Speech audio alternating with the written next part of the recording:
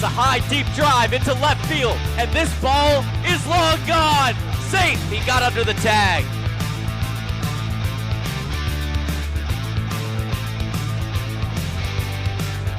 One hop the wall and it lands for a double. Want to ride into deep left field, and this ball is gone. Falmouth is going to the Western Division Final.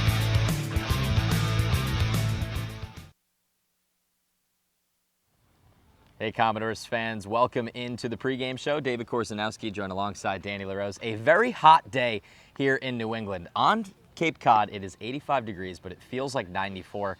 Back towards Boston, it's up towards 100. So we ditched the polos, we got the t-shirts on, and the Commodores are red hot as well. Yeah, casual Saturday for the Falmouth Commodores interns, and Falmouth Commodores riding a 4-game win streak, going up against the hot Firebirds, you could say, as well. They were slipping a little bit in mid-July, but they've kind of gone back up on the upswing. Both these teams, about in the middle of their divisions, doors just entered into second place for a tie. They're only 1 point behind first, and they're only a win away from clinching a playoff berth. So this is a very important game for Falmouth. On the other hand, very important for Orleans, too. That is a neck-and-neck Eastern Division. Only a couple points separates last place, only a couple points separate second place. So very important for both these teams as we hit that final stretch of the summer.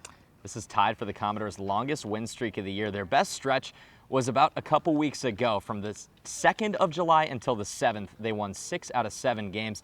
And Danny, let's talk about last night. 2 wins against Wareham, and the Commodores looked as good as ever. Maybe the single best day for the Commodores all summer long. The fact that they were able to take all those points from Wareham, not give them any, and able to take second place, get into a tie with those Gatemen. Thanks to that, they've won the season series out of it. I mean, anytime you sweep a doubleheader against anybody, it's impressive. But to play Wareham 3 times in 1 week and win all 3 of those games, boy, I mean, they really caught Wareham at the right time. It's looking good for Falmouth. That yesterday was fantastic. 2 very competitive games, capped off by a go-ahead home run in extra innings by Baron Radcliffe. You couldn't have asked for better baseball. We were there for 7 hours, but it flew by. It was so entertaining. Radcliffe was the hero last night after a play in the bottom of the 7th inning that tied the game for Wareham. It went to the 8th. Remember, shortened games because of the doubleheader, so that was the extra inning. In the top half of the inning, Baron Radcliffe with a 2-run home run, and Katie Florio's catching up with the right fielder and designated hitter pregame. Katie.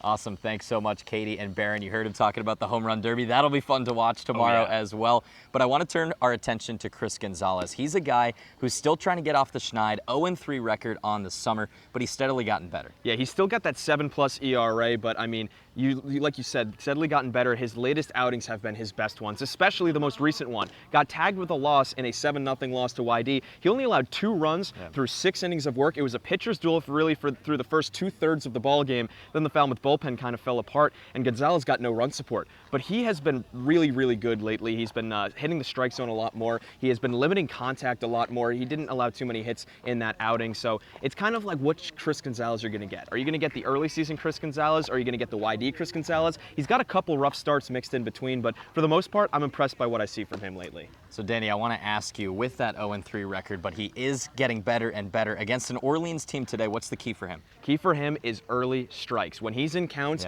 0-1, 0-2 is got to be your MO, because that's what we saw against YD. He was getting ahead of them, forcing them to swing at some bad pitches, 2 strikes against them, getting a lot of ground balls, not a lot of strikeouts, still getting a lot of contact, but not good contact from those YD hitters. So that has to be the key, is first pitch strikes and keeping them on their heels throughout every single count.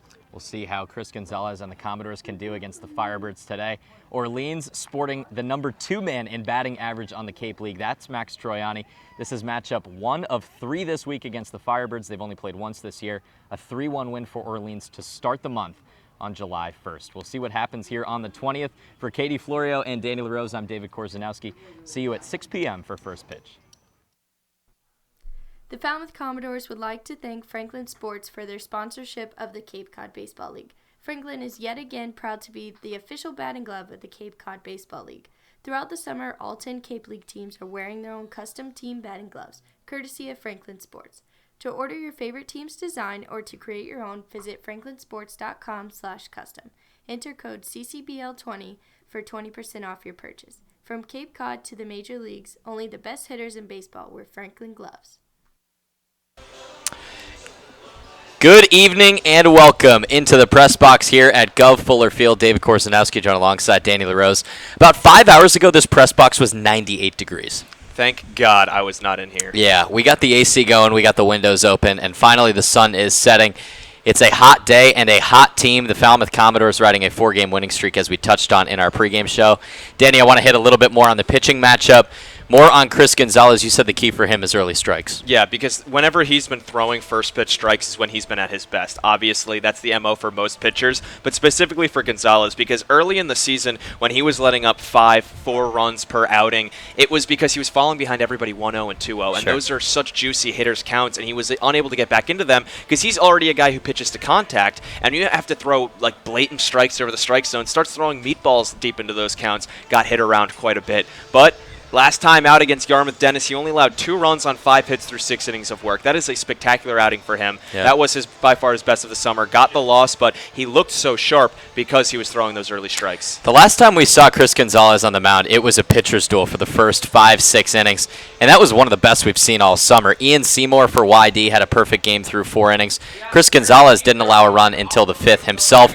Danny, I want to flip the script a little bit. Look at the Orleans pitcher in Isaac Escada from USC. He's been outstanding this summer with a 1.22 ERA. Yeah, I mean, this guy has really been on a team with such good pitching, has been the cream of the crop for them. A 1-1 record for Orleans, but he doesn't pitch very much is the thing. Yeah, he's got 6 outings, but only one of them he has gone longer than 2 innings, because he had one outing where he threw 6 innings of work, got the win against Brewster. This will be his first start, so I don't know when he came into that ball game, but he came in pretty early on to eat up 6 innings, but like you said, I mean, that 1.22 ERA is pretty spectacular. We just got to see if he's got the stamina to hold it up for a long period of time. The Orleans Firebirds, for a large part of the season, had the best pitching staff on the Cape, best ERA.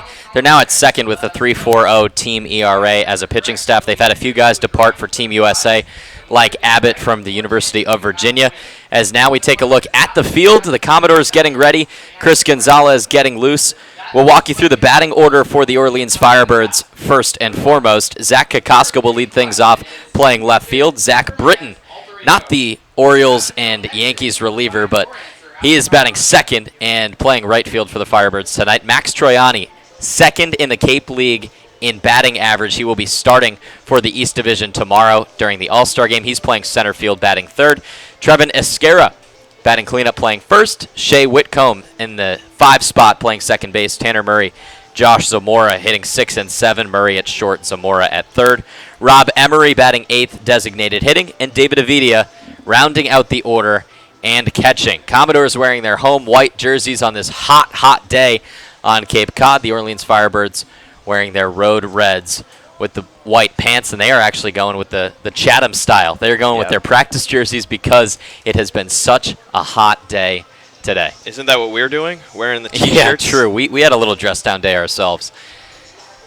Gonzalez pitching to Matt Nelson, who will throw down to second base, and we are just about underway. Your umpires tonight, Bob Del Ponte behind home plate, Dave Vivieros at first base, and a new ump, one we haven't seen before, Sparky Burns at third base. This year? Yes. You're sure? I am 100% positive because I told you his nickname was Sparky. Okay. And you were like, we have to say that on the broadcast. Okay, all right. So Sparky Burns at third base. Umpires wearing that baby blue to hopefully keep them a little bit cool as well. The sun will start to set around the 5th or 6th inning, but for now it's still beating over from the left side of this field. Chris Gonzalez fires the first pitch off speed, 85 miles an hour for a strike to Kokoska. We are underway. 6:02 is the local time. Gonzalez, the lefty from Stetson University, fires a second pitch for a strike down the middle, 0-2. Kokoska, a .260 batting average this summer, 1 double and 1 home run. It's 5 for his last 15 at the plate. He's been relatively hot as of late. Ball misses outside, 1-2. Unfortunately for him and Kelly Nicholson, he's only 2 for 13 versus lefties, so a lefty-heavy lineup against the lefty pitcher is obviously sometimes awkward. He fends off the off-speed on the inside part of the plate down the first base line. Slight wind blowing here in Falmouth, Massachusetts, out towards left field. Commodores had a few home runs yesterday in their doubleheader versus the Wareham Gatemen, which they swept. Here's a ground ball over towards first base. Steven Moretto not playing his familiar position. Gonzalez gets over and taps the bag for the out. Closer play than we might have thought off the bat. Yeah, pretty close play because it looked like Moretto took his time with it. He sat back on his haunches waiting for the ball to come to him, and Kokoska's leading off for a reason. He's got a lot of speed, but Chris Gonzalez, credit him being quick enough to get over there just in the nick of time. 83 miles an hour. 83 is the temperature here in Falmouth, but it feels like 91 as Zach Britton, another lefty, will step in the box against Gonzalez. Again, first pitch strike, and so far he's taken your key to the game to heart.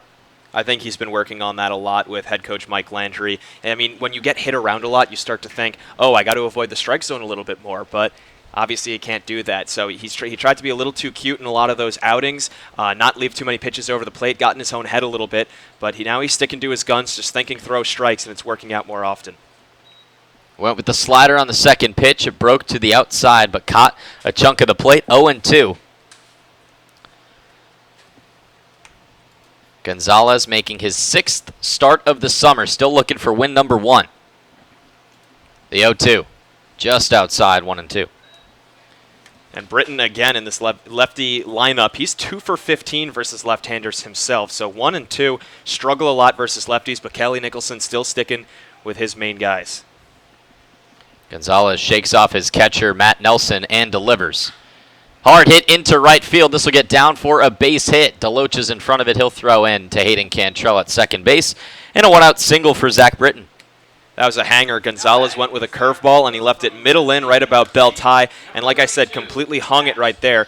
Britton doing what anybody would do on 2 strikes, taking a hack and getting an easy hit out of it. That's one with your Gonzalez where when it's 2 strikes, that's when you can kind of try to be cute. That's when you can maybe throw down in the dirt, throw out of the zone a little bit more. It was only 1-2, so he had a lot of room for error.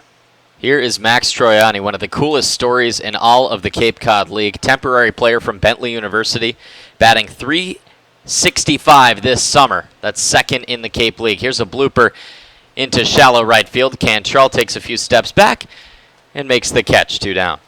Yeah, some of the scouts might be coming up to the Cape and thinking, because we've heard some grumblings from some scouts about certain players from non-Power 5 schools, thinking to themselves, why the heck is this kid playing every day? Why am I watching him? I didn't come to Massachusetts to see a guy from Bentley. Why is he hitting .365? This makes no sense. But hey, he's going to keep doing it, and it's been working out so far. Might have just thrust him into the eye of a lot of different teams.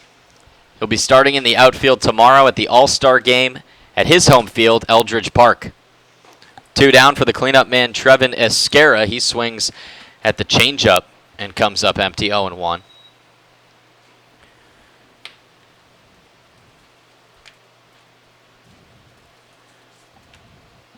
Esquera from Loyola Marymount.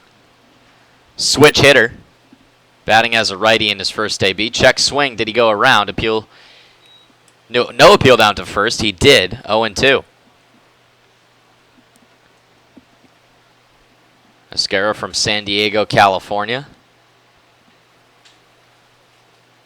2019 West Coast Conference second team. Here's the 0-2. Ground ball, shallow, in for Trey Cruz. He fields it on a run and makes the throw onto Steven Moretto, who's usually third base, but he makes a nice stretch at first for the 3rd out. Firebirds are blanked in the first inning. They score no runs on 1 hit, no errors, and leave a runner on base. To the bottom of the first we go. You're listening to the Falmouth Commodores Baseball Network.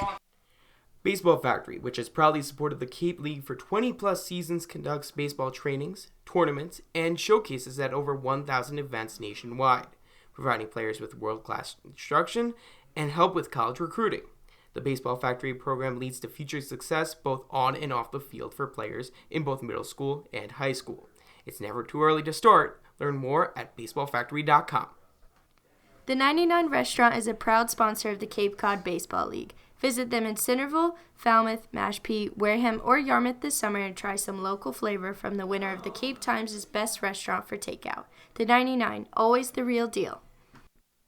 Red Shirt Fridays is a national program created to acknowledge, honor, and support our troops who put themselves in harm's way to defend our freedom. In support of this program, the Cape League teams will be wearing a specially designed red jersey every Friday. Support our troops and join us by wearing red each Friday. For sales and rentals of Caterpillar machinery, generators, and marine engines, visit MiltonCat.com, your area cat dealer. Milton Cat, the Cape and Islands Caterpillar dealer, is proud to be a sponsor of today's game.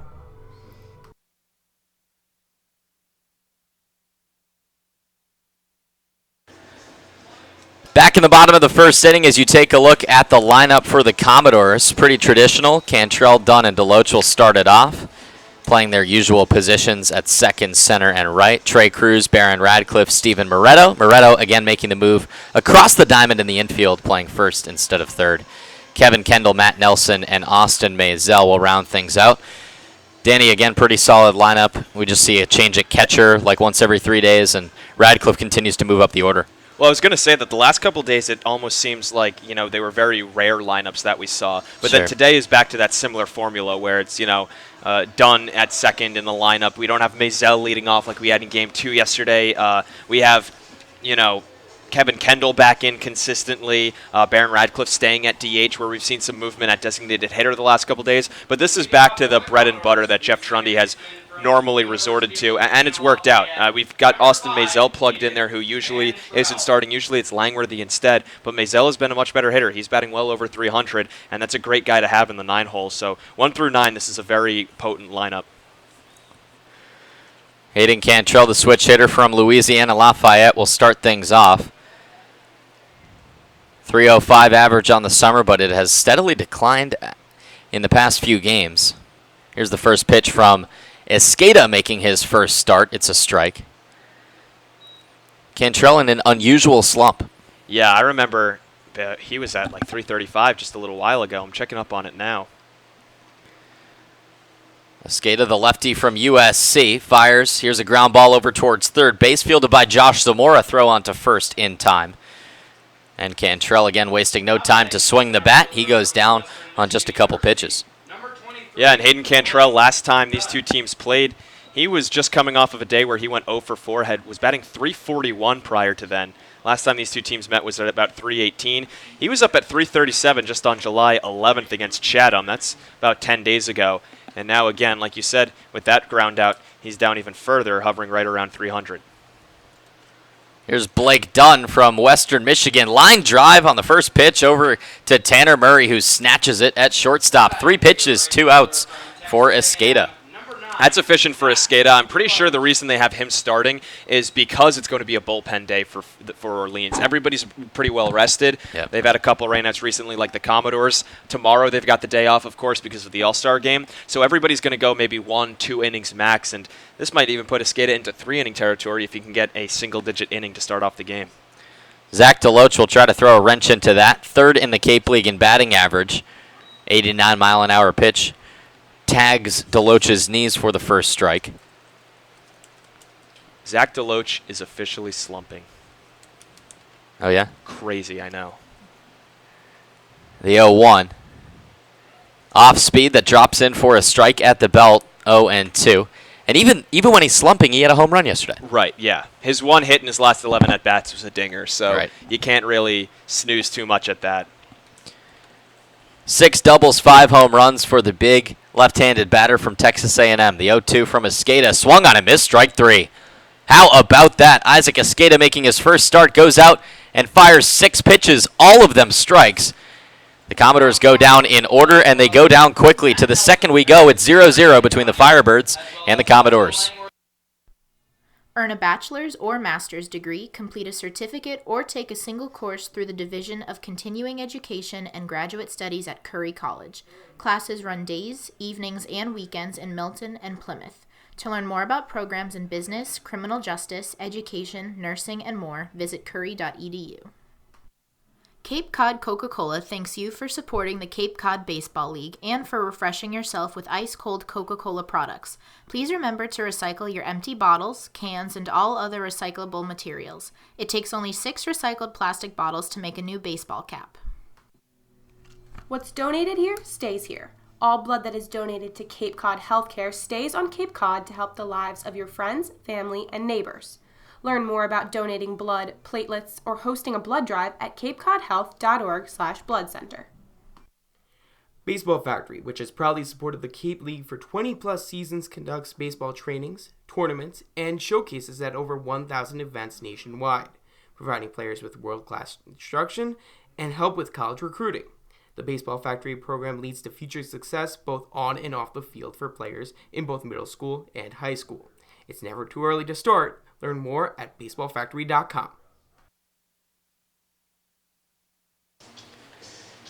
A very quick first inning for Gonzalez and especially Isaac Escada, pitcher for Orleans. And now in the top of the second, we have Shea Whitcomb, Tanner Murray, and Josh Zamora, hitters 5, 6, and 7. Last time these two teams played, July 1st, a 3-1 win for the Firebirds. First pitch swinging is Whitcomb. He fouls it back into the screen. Yeah, that's when their pitching staff was tops in the Cape in ERA, and it seemed like everybody they threw out like 3 or 4 pitchers in that one. I mean, it wasn't like it was a no-hitter and their starter went really long. They had a bunch of relievers who kept coming out. It seemed like Falmouth, maybe they would get to this guy, maybe this guy. Nope. Every single reliever Orleans had shut down the doors pretty easily. And again, like we said, it's going to be a bullpen day for them, so potentially another opportunity to just keep the doors on their heels.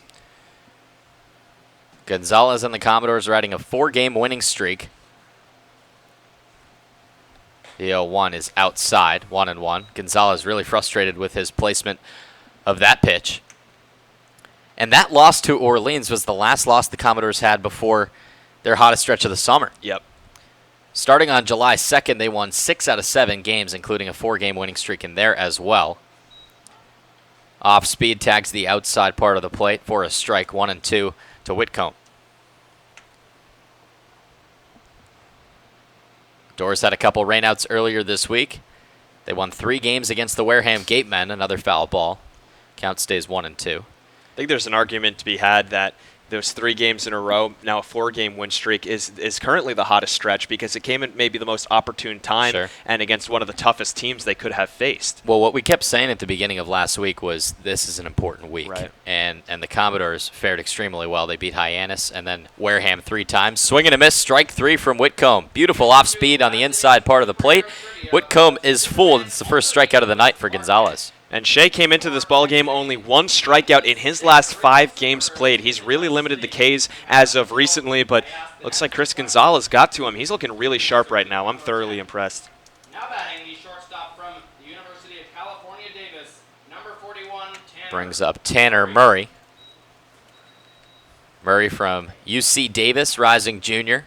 Had a .364 average last year with 1 home run and 31 RBIs. He shows bunt, pulls back, but takes a strike. First pitch strikes. We've seen a lot of them.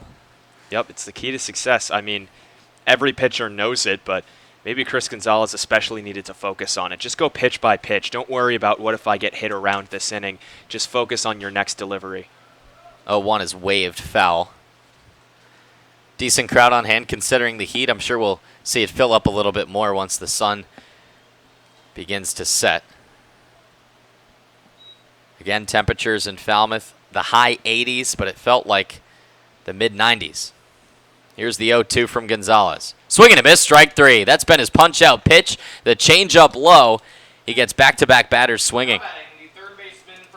Yeah, and it's been in the same location. It's been down and into righties. I mean, that's a pretty risky pitch to throw to righties if you hang it. You hang it middle into them, and they can really give it for a ride. But he's throwing it low enough in the zone, well below the knees, that there's nothing they can do with it. I mean, that's an unhittable pitch.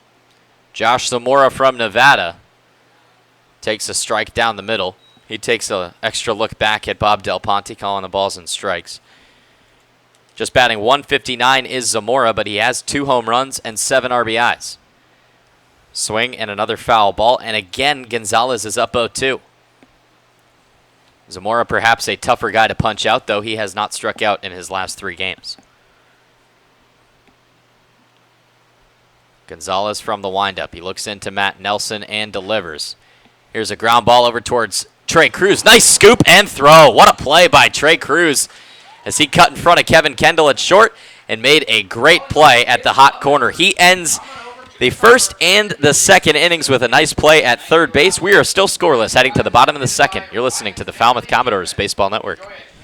Learning at Curry College extends beyond the classroom and is embedded in all they do.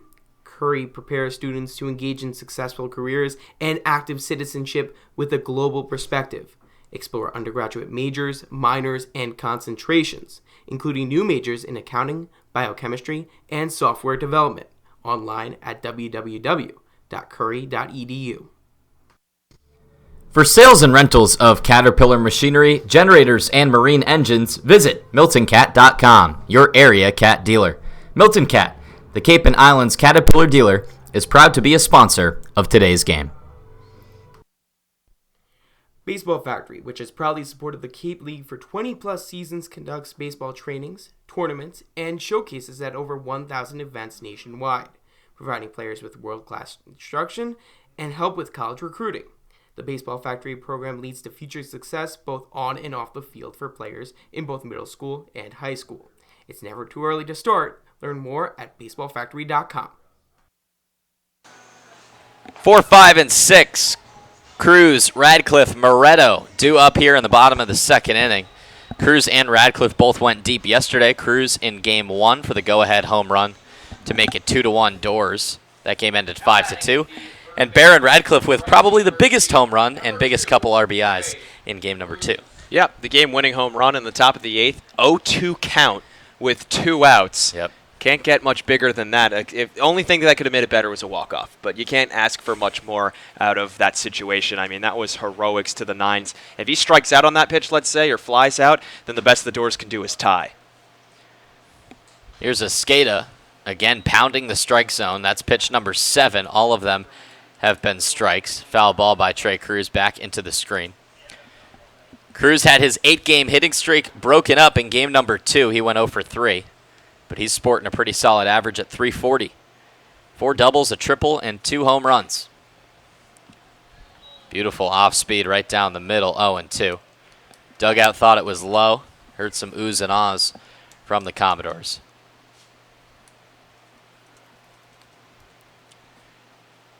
Escada, the pitcher with the USC Trojans. Had a solid year during his sophomore season. Here's a check swing, foul. Sheesh.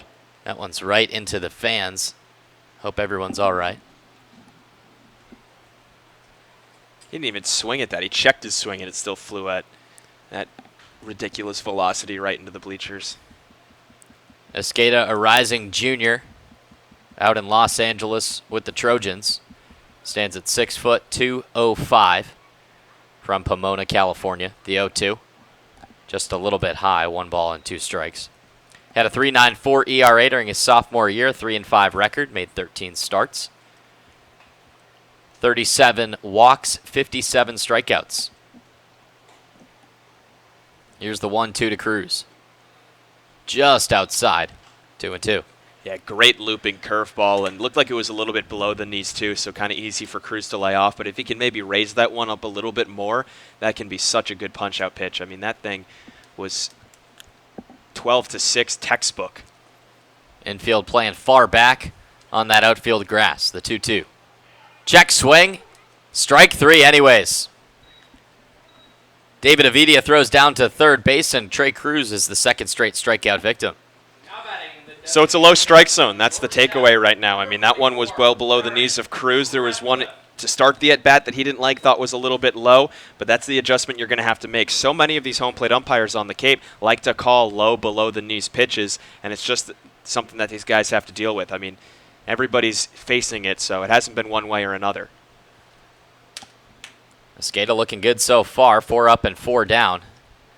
As he misses low to Barron Radcliffe, and Avidia will come out and throw it to Escada. We'll walk you through the defensive alignment for the Firebirds because we didn't get a chance in that quick first inning. Zach Kokoska's out in left, Max Troiani in center, Zach Britton in right, Josh Zamora at third, Tanner Murray at short, Shea Whitcomb at second, and Trevor Escara at first. Ground ball tapped foul. Behind the plate is David Avidia.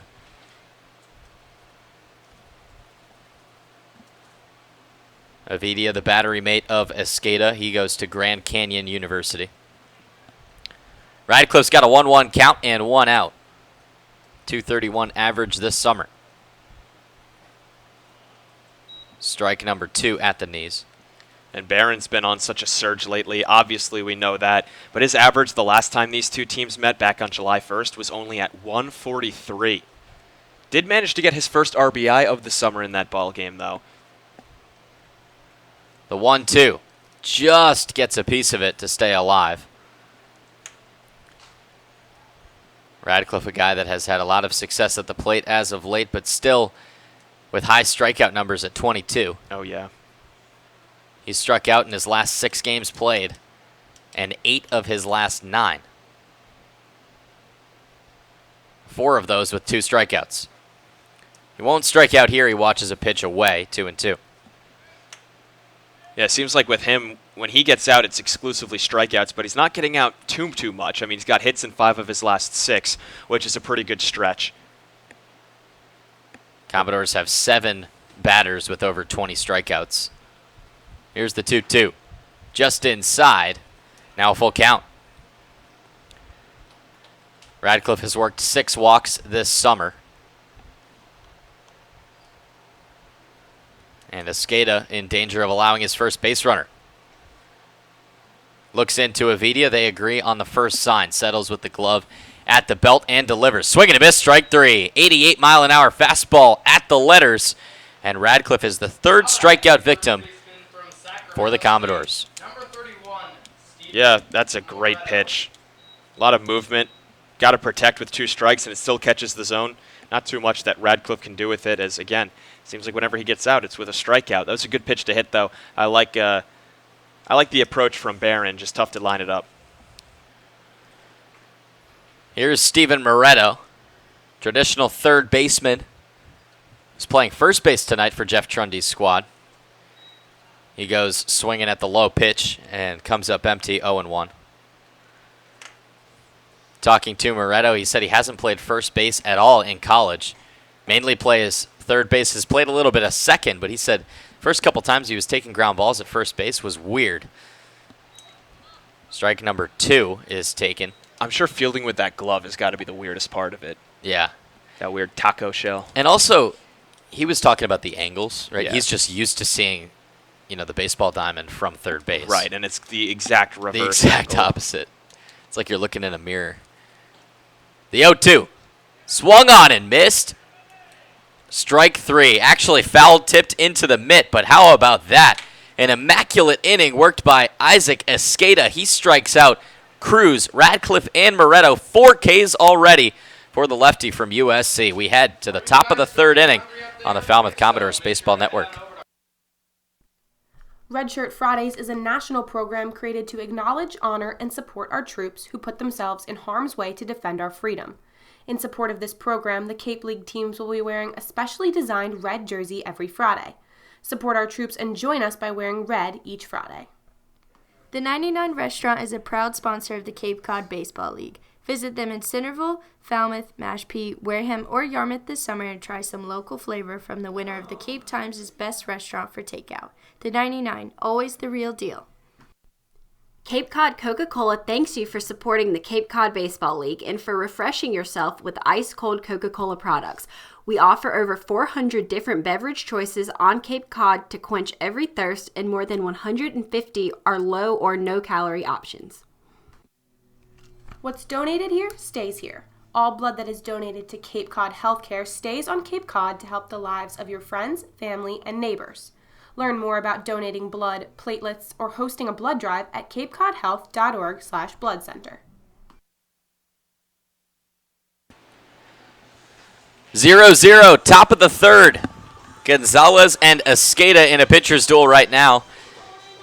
And Danny, when Chris Gonzalez is at his best, the other pitcher is just as good. I know. I would be furious if I was him.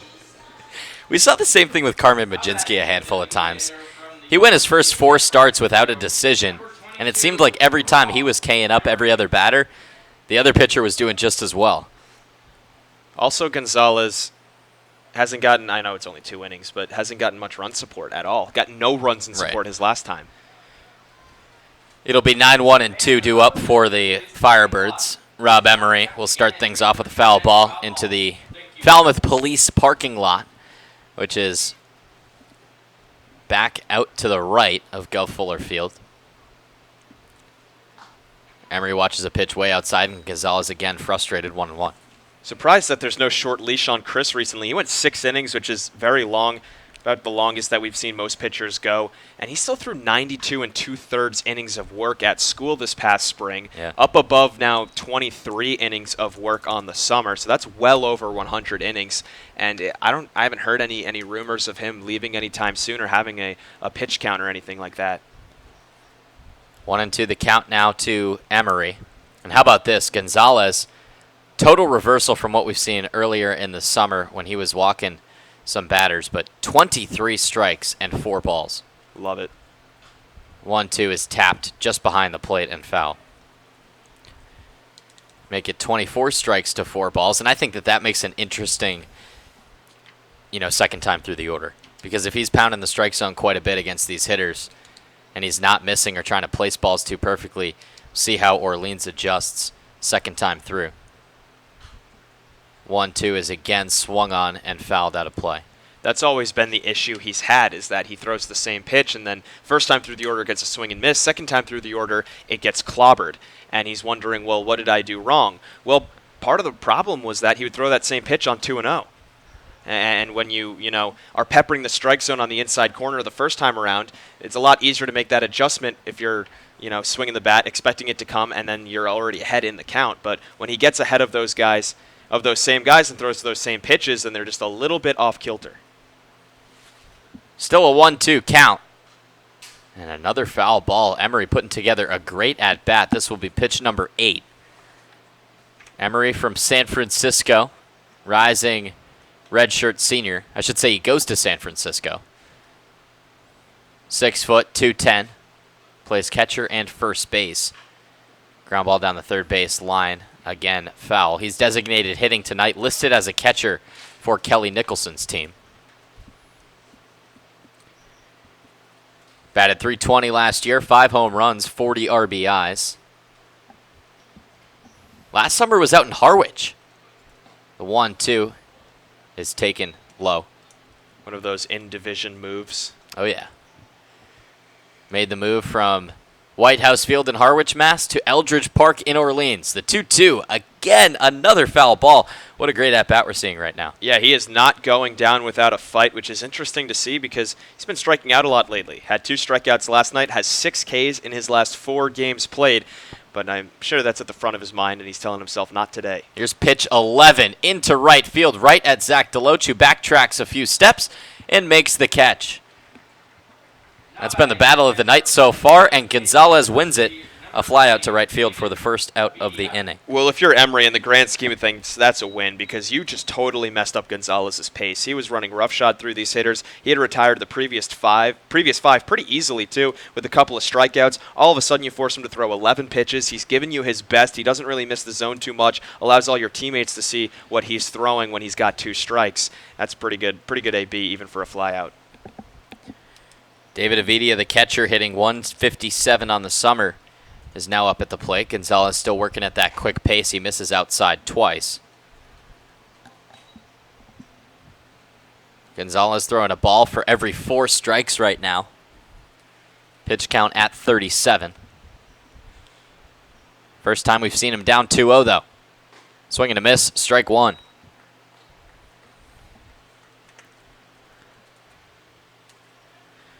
Avidia, a .198 batting average during his sophomore year at Grand Canyon. Here's the 2-1. Again outside, Gonzalez just missing to the righty. Great eye by Avidia. Those are some pretty close pitches, but you don't have to swing at it on 2-1 when you're ahead of the count. High fly ball into shallow left field. Maisel trotting in. He loses the hat per usual, but makes the catch. 2 down on 2 flyouts here in the top of the third. So through the first 2 innings, it was pretty much a ton of groundouts. We saw 3 groundouts, a couple strikeouts. Now we're seeing back-to-back flyouts going to both sides of the outfield, but it looks like these Firebirds hitters are getting under-hit, so it kind of looks like they're making the adjustment to the breaking balls. They're tagging the breaking balls a little bit more, but they're not getting those line drives on it. They're really getting under it. Leadoff man Zach Kokoska up with 2 down here in the third. First time through the order for Gonzalez. He allows just 1 base runner on a single by Zach Britton. Ball 1 misses outside to the lefty. He struck out 2 batters, forced 3 groundouts and 3 pop-outs. The 1-0 at the shins for ball 2.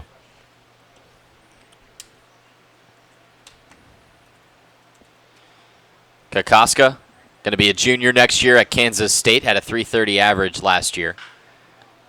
Hard hit ground ball, but it's foul down the first base line. 2-1.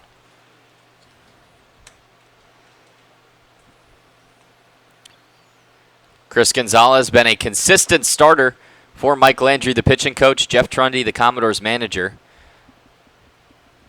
He attends Stetson University. Here's the 2-1. Hard hit, fly ball out to deep center field. Blake Dunn is at the wall. He leaps and he makes the catch.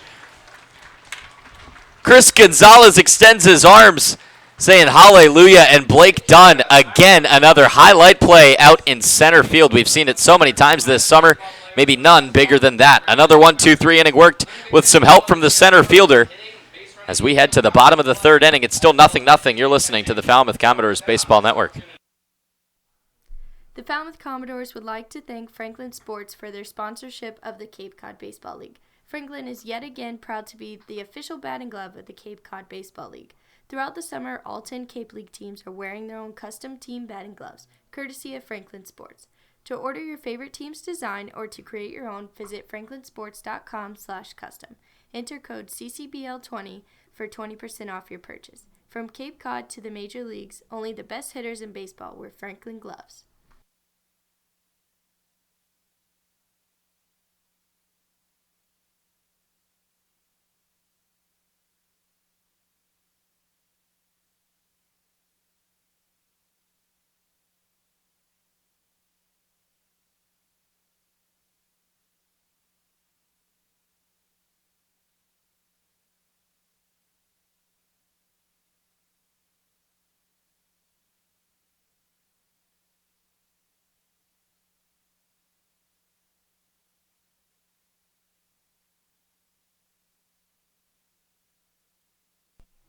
The Colossal Lobster Rolls are back at the 99 restaurants. Visit today in Centerville, Falmouth, Mashpee, Wareham, or Yarmouth for the best value for lobster rolls on the Cape. The 99, proud sponsor of the Cape Cod Baseball League.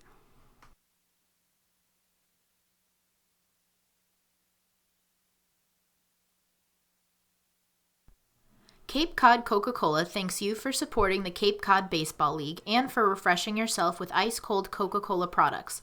Please remember to recycle your empty bottles, cans, and all other recyclable materials. It takes only 6 recycled plastic bottles to make a new baseball cap.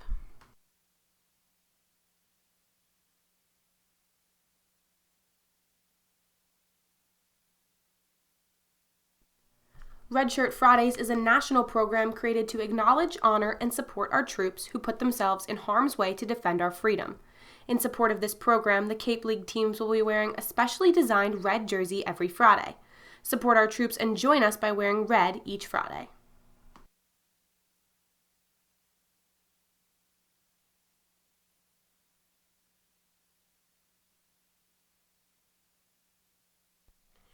Baseball Factory, which has proudly supported the Cape League for 20-plus seasons, conducts baseball trainings, tournaments, and showcases at over 1,000 events nationwide, providing players with world-class instruction and help with college recruiting. The Baseball Factory program leads to future success both on and off the field for players in both middle school and high school. It's never too early to start. Learn more at baseballfactory.com.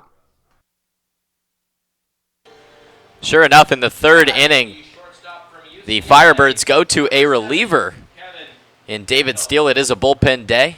What'd I say? Yeah, you're right. So Escada pitches 2 innings. Perfect. No hits, no earned runs, no walks, 4 strikeouts, but the Firebirds go to the righty Steele from Northeastern. First pitch to Kevin Kendall, well upstairs. Steele, a recent addition, just thrown onto the roster in early to mid-July. And so far, so good. 2 appearances, 3 innings of work total, no earned runs. Hasn't even allowed a hit yet. 4 strikeouts to only 2 walks. So not a big sample size, but a very solid one. Ball number 2 misses outside. It'll be 7, 8, and 9, the bottom third of the order coming up for the Commodores here in the third inning.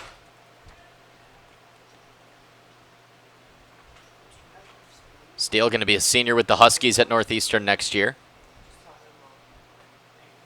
Here's the 2-0. On the inside part of the plate for a strike, 2-1 to Kendall. What a game Kevin Kendall had in game number 2 against Wareham yesterday. Had a single, a sac fly, the go-ahead 2-run home run to put the Commodores up 4-3. Here's another hard hit ball, but it's well behind the press box and foul, 2-2. Yeah, and previous to that, he was 3 for his last 31, had been hitless since July 9th, and he just exploded. I mean, that was a long time coming for Kevin. Steele with a long look in to Avidia. Got that glove by his eyes, now down at his belt. Exhales and delivers.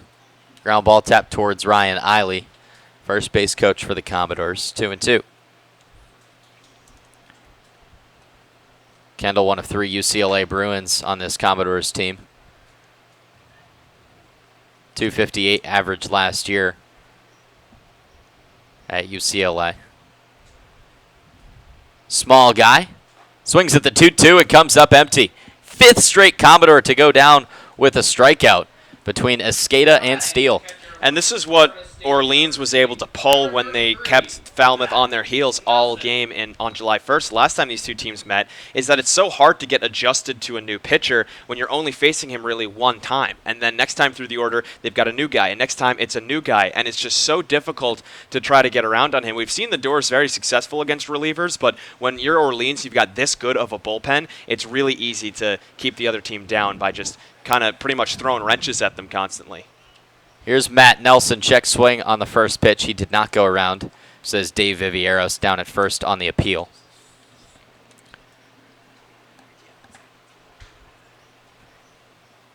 Steele started off the count to Kendall with 2 balls, but then settled in and clawed back for a strikeout. Matt Nelson, sort of a half swing. He fans 1-1. Nelson got his 2nd hit of the summer yesterday, still struggling as a whole with a .083 batting average, 2 for 24 at the plate. Here's the 1-1. Beautiful pitch. Fastball coming in at 94 according to the radar gun here at Go Fuller Field. Nelson's another big strikeout guy. He's got 8 Ks in his 24 at-bats on the summer, so a third of his ABs turn out in strikeouts. Real risk of going down 6 straight doors with Ks. The 1-2. Nice block by Avidia. He has not had to do too much behind the plate because these pitchers have been so great. Yeah, 7 up, 7 down for the Commodores. I mean, I'm still surprised they pulled Escada, though. Yeah, he didn't have a lot of pitches. He had like no pitches. They could have pushed him for 3. Pushed him. I love how you say that. Well, he went 6 innings earlier in the summer. That's true. And he is a starter at school. The 2-2. Change-up, strike 3. Matt Nelson knew it before the call was even made. Now 6 straight Commodores hitters, 3 through 8 have all struck out.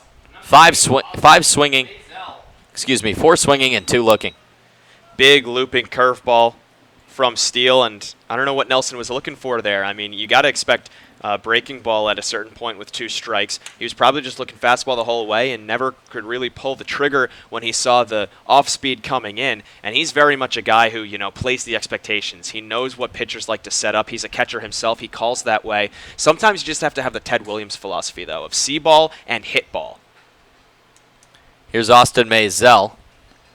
Takes a first pitch strike. Steele trying to mirror his partner in crime, Escada, with another immaculate inning, the 0-1. Big swing and a miss, strike 2. He was thinking fastball. It was an 82-mile-an-hour pitch that died as it crossed the plate.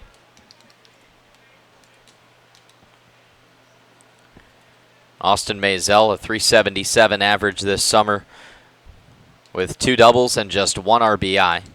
Plays about every other night. The 0-2, rope towards first base, backhanded and hit into right field. This will be a base hit. Escara tried to make a backhanded play, was falling down. It went off the heel of his glove and into right field. Austin Maisel is aboard. First base runner of the night for Falmouth. That was a goofy one. I mean, Escara had a really good read on it. He immediately dove for it, and I think he thought it was going to go up the first base line even further. Turned out that he actually dove too far for it. That by the time that he already had made his lunge, the ball was coming in a little short on him. And that's why all the best he was able to do was just pretty much bat it out of his way. So a little bit of a incorrect projection from him.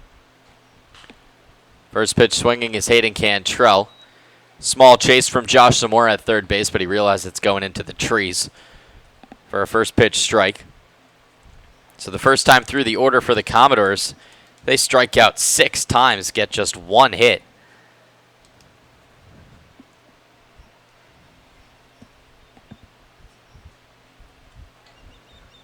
Steele with a base runner on first. Cantrell, the switch hitter, batting as a lefty. Ground ball, right side. Forehanded by the second baseman. Flipped onto first just in time. Nice play by Shea Whitcomb at second base. And that will end the 3rd inning. No runs on 1 hit, no errors, and 1 runner left on base as we welcome you back up into the press box. Danny, it's been a quick-moving game. Pitchers have been good. And right now it's just who breaks first. Yeah, poor Chris Gonzalez, back-to-back games where he's facing a pitcher's duel. And like we said, the last game he pitched, he was excellent, only allowed 5 hits and 2 runs through 6 innings. But his opponent allowed only 2 hits. I mean, what are you going to do? There's not much you can do against that when your team gets shut out and really held hitless. So Gonzalez just has to be the better guy. And like you said, it's only a matter of time until one of them cracks. And now we toss it over to the 3rd member of our broadcast team, Katie Florio, who's standing by for an interview with head coach Jeff Trundy. Thanks, Katie. guys. I'm now joined on the field with head coach Jeff Trundy. And, Coach, a very quick outing for Orleans Escada, but a very effective one. What were your guys seeing from him early on? He's hitting his spots and changing speeds and, everything he's got, he's throwing for strikes and staying ahead of hitters. So very encouraged by Chris through the first 3 innings. And, as always, he's competing and giving us his best effort. What do you expect to see from Chris throughout the rest of the night? Well, hopefully much of the same, and he's always going to, like I said, compete and work hard. And, I've been very encouraged by the way he's, like I said, changing speeds and hitting his spots. Thank you, Coach. Awesome. Thank you so much, Katie and Coach Trundy, for that in-game interview. We've had 2 of those now. He's gotten some good answers on these pitchers, and he's always genuine. He's always really honest. If his hitters aren't doing it, he'll say as much. You don't realize from his perch up on the steps right there that he kind of seems, sometimes a little laid back too much when he's in the dugout. But that is definitely not the case. I mean, this head coach that the Commodores have is the nicest guy, but he's also very on top of things in game. ground ball off the bat of Britton, fielded by Cantrell onto Moretto, 1 down. Much of the same for Chris Gonzalez. He has retired now 9 in a row. Yeah, exactly what Coach Trundy was hoping out of him, where he's hitting his spots and he's changing up his speeds. I mean, it's been the perfect mix for him. It seems like every single breaking ball is right on point and coming at the great time. I believe it's Matt Nelson calling the game, so got to credit the catcher a little bit. He seems to really know what to offer Chris. First pitch to the 3-hitter Max Troiani. He takes a ball low. He swung at the first pitch his first time up, so his story was cut a little bit short. Troiani going to be a senior next year at Bentley. Swings at the second pitch and fouls it back. Was fully expecting to spend just a couple weeks on Cape Cod. Was a temporary player, as we see a handful of those early in the season across the league. Had an internship lined up in Boston and was lined up to take that. Here's a ground ball over towards third. Barehanded by Cruz. Throw on to first. Not in time. Troiani beats it out. Infield hit for the 3-man. A nice play by Cruz, but just a little bit short. At first, when I saw Trey barehand that baseball, I was like, oh, here he goes again. He's just trying to look flashy because it seems like every single short hop that he has to play, he comes up ridiculously with his glove just to make it, look sexy. But that time he really did need to barehand it. And, oh, my goodness, this guy is so good at third base. It's pretty incredible that he hasn't played there consistently since high school. No appearances at third base all of his college career. Troiani busting down the line. He beats out the throw. He's got a little bit of speed, just 3 stolen bases this summer. Troiani was definitely safe, too, so good call. Ball 1 to Trevin Esquera. But Troiani, to finish off that story, was hitting so well early in the season. He earned a full-time spot in Orleans. He turned down the internship, and he'll be playing in the All-Star game tomorrow. Second pitch just misses. Gonzalez can't believe it, but he'll laugh off that call. 2 balls and no strikes. I'm sure Trey Cruz is laughing at it too because he watched 2 pitches in that same exact spot get called for strikes in his first AB.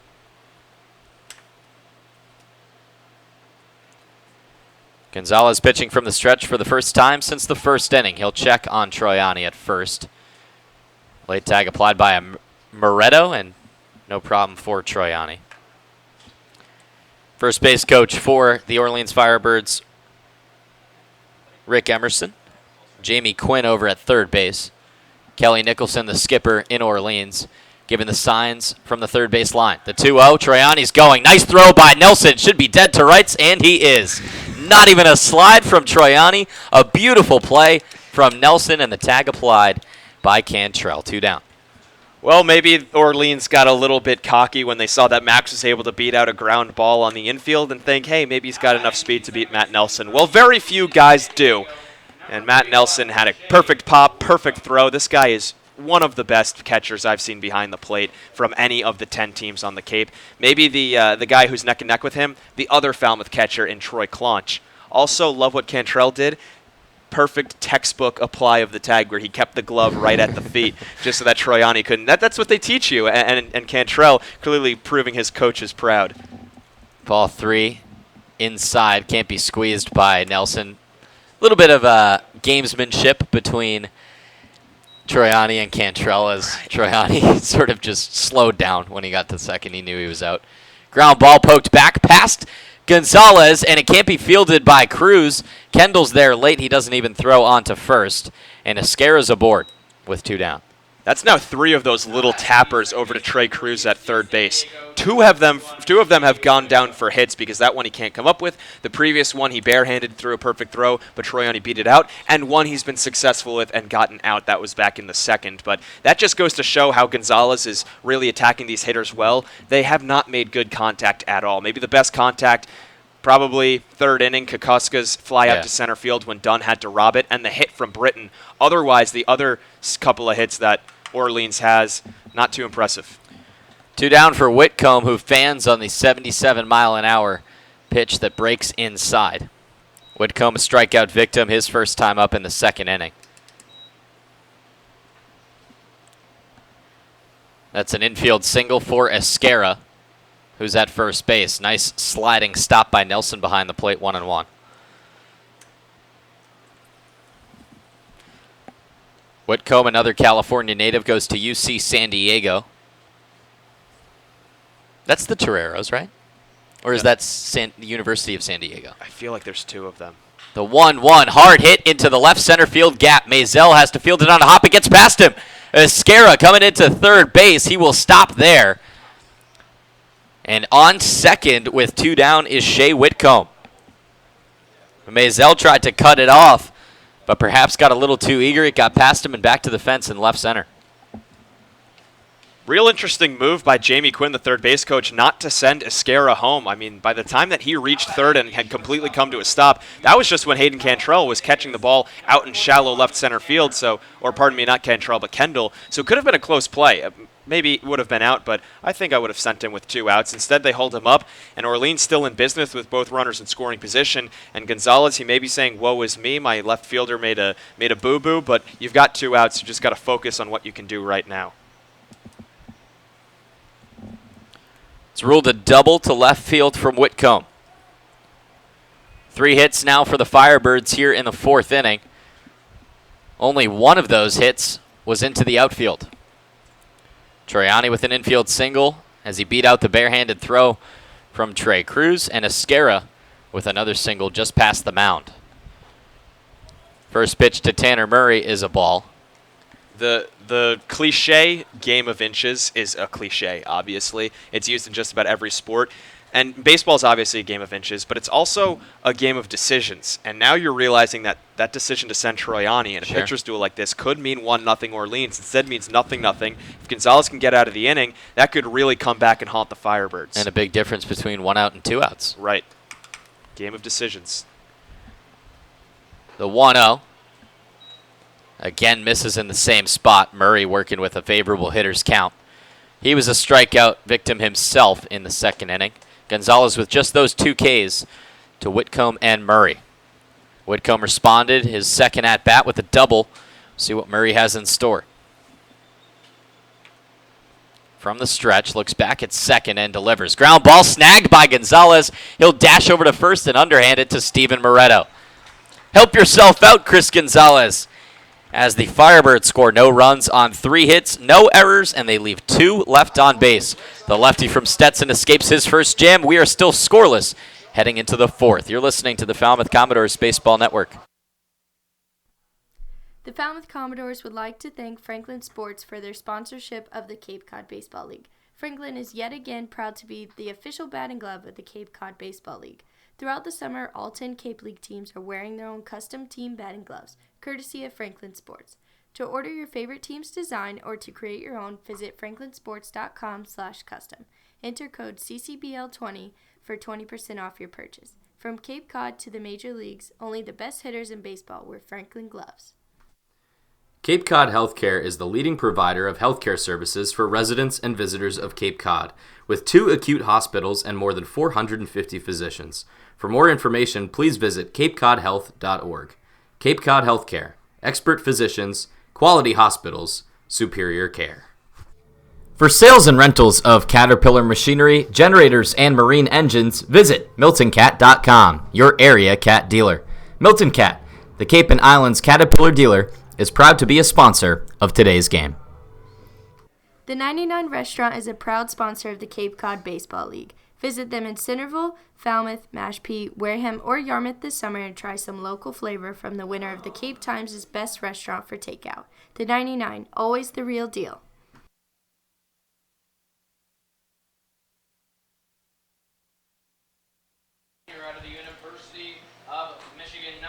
David Steele, number 10, comes in and pitches the 3rd, and now wearing number 11 and pitching the 4th is Angelo Smith from Michigan. Yeah, so he's definitely a very recent addition for the Orleans Firebirds, seeing how Michigan went all the way to Omaha just a couple weeks back. But Smith has pitched in 2 games so far. He's got a 6 ERA through 3 innings of work. His 2nd appearance was not nearly his first. His first appearance against the Hyannis Harbor Hawks, pitched 2 1/3 innings, allowed only 1 hit, no runs. His 2nd appearance against the Kettleers, 2/3 of an inning, 2 hits, 2 earned runs, 2 walks as well. First pitch swinging is Blake Dunn. He snipes it into the gap between 3rd and short. Josh Zamora and Tanner Murray had no chance, and he's aboard with a leadoff single. Love the approach from Blake Dunn. I mean, he didn't strike out his first time up, but just about every single person after him did. Sure. So these Orleans pitchers, they definitely love to strike guys out. And the fact that Dunn was just like, you know what, I'm just going to attack the first pitch, make sure that he doesn't get the opportunity. If you get a good pitch, why not go for it? And he does. Dunn with a ton of speed on first base. The lefty Smith delivers to DeLoach. First pitch swinging. It's into right field. 2 pitches, 2 singles for the Doors. They're in business here in the bottom of the 4th. Love the approach from DeLoach. I mean, the best pitch you're going to get is the first one. That's pretty much textbook. And so far, Smith has been burned by that. This is the point where Angelo kind of has to calm down a little bit. Maybe throw a breaking ball just to spice things up to Trey Cruz. You don't want to keep attacking with first pitch fastballs because clearly Dunn and DeLoach were prepared. We'll see how Trey Cruz does and what Smith goes to. Stands at just 5'9" on the mound, a lefty originally from Illinois. Grew up in Thornton, went to Richards High School. Goes with off speed and misses well inside to Cruz. 4.60 ERA with the Wolverines during his sophomore season, 1-0 record. Mainly came out in relief. 23 appearances, just 4 of them starts. Second pitch for a strike on the outside part of the plate. His walk numbers aren't too high. 20 walks through 31 1/3 innings of work, but he has hit 7 batters in each of his 2 years. That's a lot of hit batsmen. The 1-1 skips low. Smith all of a sudden has to be that much better with 2 runners on. Fired just 2 pitches. Blake Dunn singled into left field. Zach DeLoach singled into right. Both of them pulled the ball. Trey Cruz, the switch hitter. Lofts one into right field. Under it is Britton. We'll see if it's deep enough. Dunn is going to try for third. An absolute long throw to third base. Zamora has to go back behind the line to catch the ball. So Dunn is into third safely. Runners on the corners, 1 down. That's one of those where Britton kind of is trying to play hero ball. I mean, maybe when you cut it off on a tag up like that, it's a lot tougher to get the out because obviously there's a whole catch and transfer involved from another player. But Britton, you're not going to get him from there. I know you've got a cannon, but that's kind of just a show-off move. You want to get the out, so you want to incorporate some of your teammates because, again, that wasn't very deep. We know Dunn has a lot of speed, but with an accurate throw, he could have been out. Here's Barron Radcliffe. Big swing at the slider. He can't connect. Radcliffe with perhaps a home run hack. Getting ready for the home run derby tomorrow. He is one of 7 players in the Cape League who will be in the batting cage at 5 p.m. for the home run derby at Orleans. Change up down the middle. He comes up empty yet again, 0-2. And all 4 of his home runs on the summer have come in the last 5 games played. Crazy. It has been a recent onslaught from Radcliffe, and you've said it a ton of times. The moment that he catches fire is the moment that this team can really make a push. The 0-2. Into right field, base hit. Blake Dunn will trot home. Zach DeLoach rounds and comes into third, standing up. An RBI single for Barron Radcliffe. Now 17 RBIs, all of them coming in the past week or so. And it's not a home run, so you might not think it's, his normal MO. It's not as flashy, but hey, that is almost better than a home run from Radcliffe because the fact that you don't want him to resort to basically a home run or strikeout guy. You've already got a big home run bat in Taylor Smith who you can resort to in those types of situations. But Barron, it's much more than just can he hit those home runs and show off the power. It's also can he come up with RBI hits? Can he come up just with consistent hits? Can that DH role become a true hitter? Moretto tags one foul into the pole, holding up this chain link screen. 0-1 the count now. So now 3 singles for the Doors. They break the scoreless tie. It's 1-0.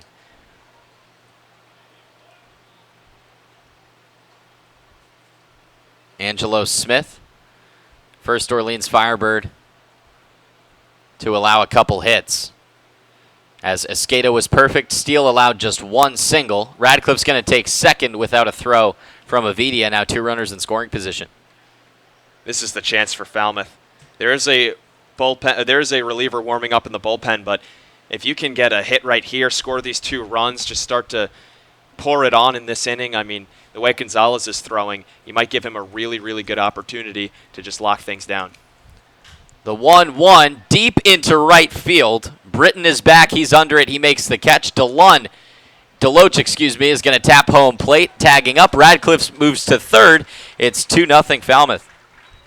Great situational hitting from the Commodores. We've seen this entirely throughout the last couple of games. This 4-game win streak has not been blowouts. It hasn't been clutch home runs, save maybe yesterday's from Barron Radcliffe. It's been a lot of situational hitting, and that's what we're getting in this 4th inning. And again, it's been a lot of low-scoring, close games that they've been winning. So runs coming at a premium, and 2 runs early in this one, and only the 4th is a huge, huge opportunity. Here's Kevin Kendall. He started off the 3rd inning with a strikeout. Check swing, foul ball over towards the Orleans Bat Boys. 0-1 the count to the shortstop.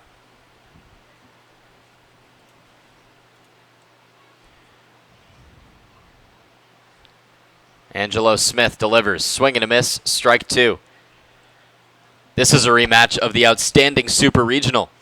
between Michigan and UCLA. Yeah. What a series that was. Kendall had a huge RBI in game 1 as the ball misses upstairs.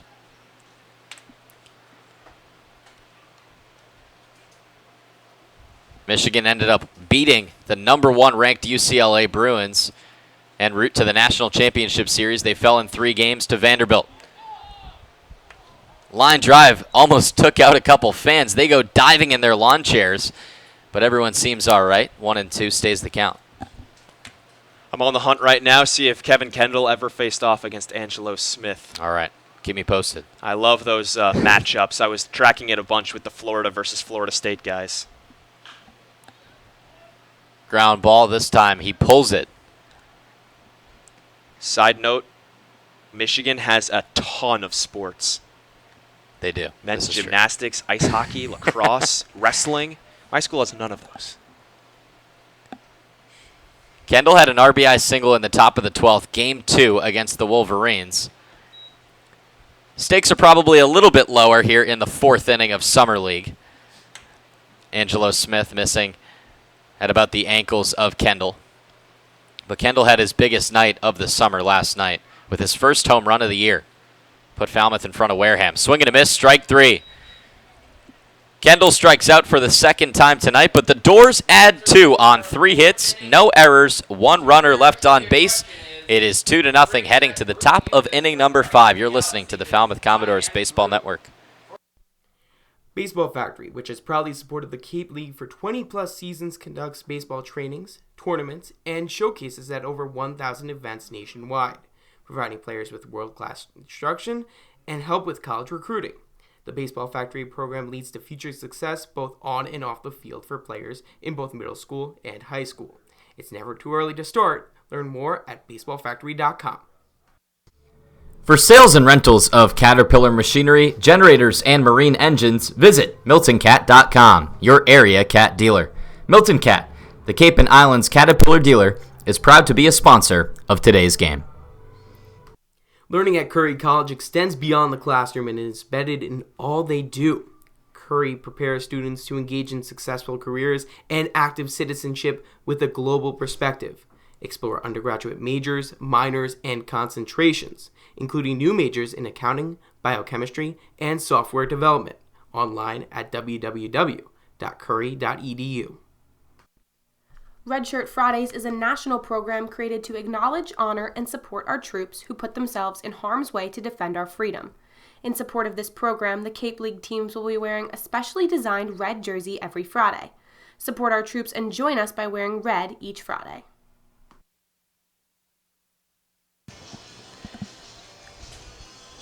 We are back, and Chris Gonzalez, if he can get out of this inning unscathed and the Commodores retain their lead, is in line for his first win of the summer. And it's a deserving one. I mean, last week he pitched well enough to earn a win, ended up getting the loss in a 7-0 loss for Falmouth just because YD was that good that day. Sure. This time around, he deserves it. High fly ball into no man's land, shallow right field. Cantrell backtracking, he makes the catch. Deloach was also there, but the second baseman called it. 1 pitch, 1 out. Josh Zamora goes to 0 for 2. And that's been helping Gonzalez as well, is that these Orleans hitters have been swinging really early. And I know I love when guys swing early because the first pitch is usually the best pitch you're going to see. But that's more often advice for when the pitcher is striking you out a lot. Not when the pitcher is working really quick innings because you keep obliging him with those early swings. Granted, it did work out in the 4th when they strung together 3 hits. But against a guy like Gonzalez, you want to maybe take a couple of pitches and wait for a good one. Rob Emery watches a ball high and outside. Yeah, you bring up a good point, Danny, because Gonzalez, his MO is pitching to contact. As here is a single that gets down the left field line. Maisel is in. Emery takes a long turnaround first, but trots back. Again, it's been working. It's been working really well for Orleans now with 4 hits in the last 2 innings. But on pitches like the one Zamora got, you can maybe wait a couple pitches, take a couple strikes, because Gonzalez doesn't become that very efficient pitcher when he's got 2 strikes. He's no Carmen Majinski with 2 strikes where he's going to rack up a K and has so many, other pitches that he can go to. Birds trail for the first time tonight. As a curveball breaks across the plate for a strike to David Avidia. He flew out to left field his first time up. It was a shallow fly ball caught by Austin Maisel. Maisel was leadoff in Game 2 last night and played center. Here's a ball away, 1-1. David Bird's trail for the first time at Gov Fuller Field since 2018. Wow, that's a good point. This is the second matchup between these two teams. Orleans won 3-1 on July 1st. Ball number 2, again way outside to the righty.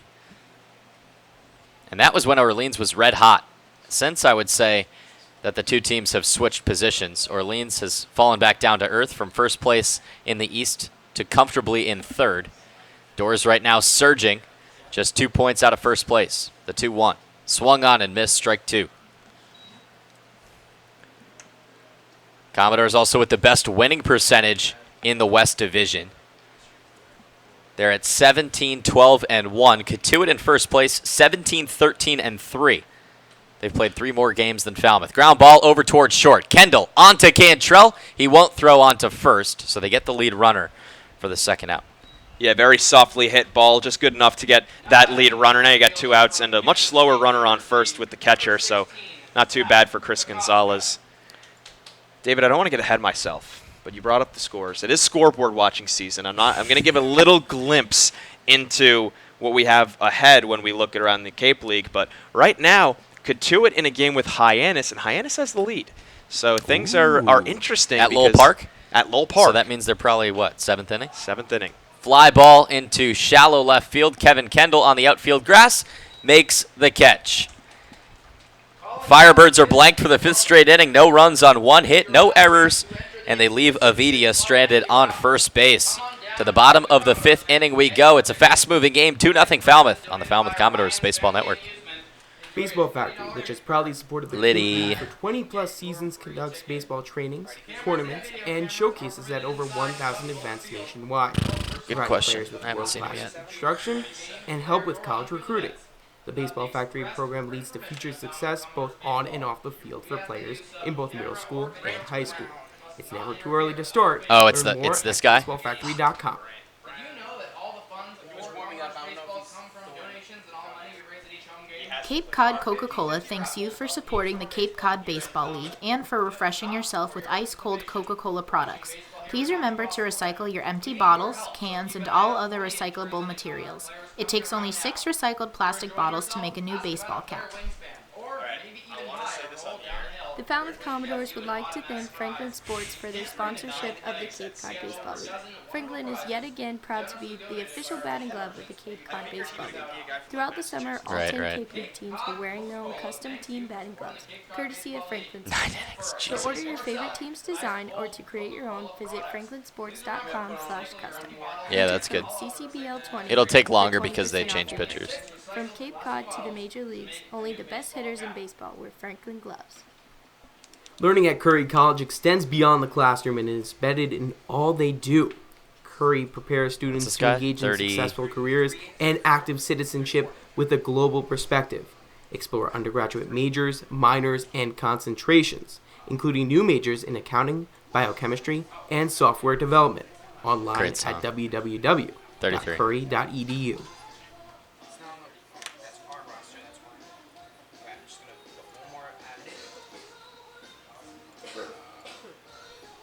Red Shirt Fridays is a national program created to acknowledge, honor, and support our troops who put themselves in harm's way to defend our I need freedom. exact In times. support of this program, the kidding, Cape I'm League fucking with teams you. will be wearing a specially I'm designed fucking red with jersey ya, mate. every Friday. Support our troops and join us by wearing red McCarville. each Friday. That is a good name. Junior at Grand Canyon University, number 33, Dawson McCarville.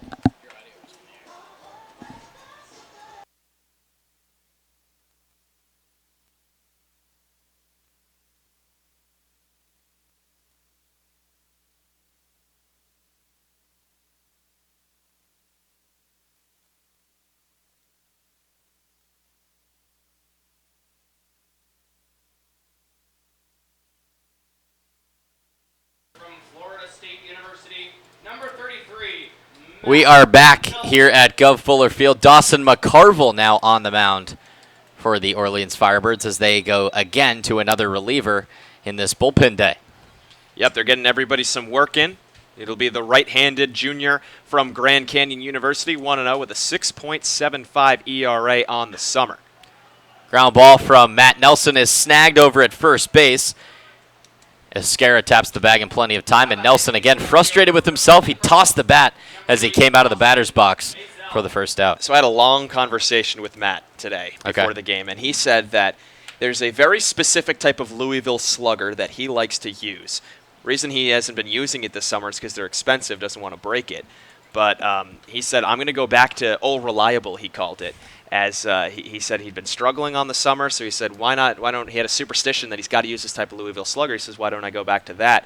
So he's using that bat again. Hasn't worked out yet.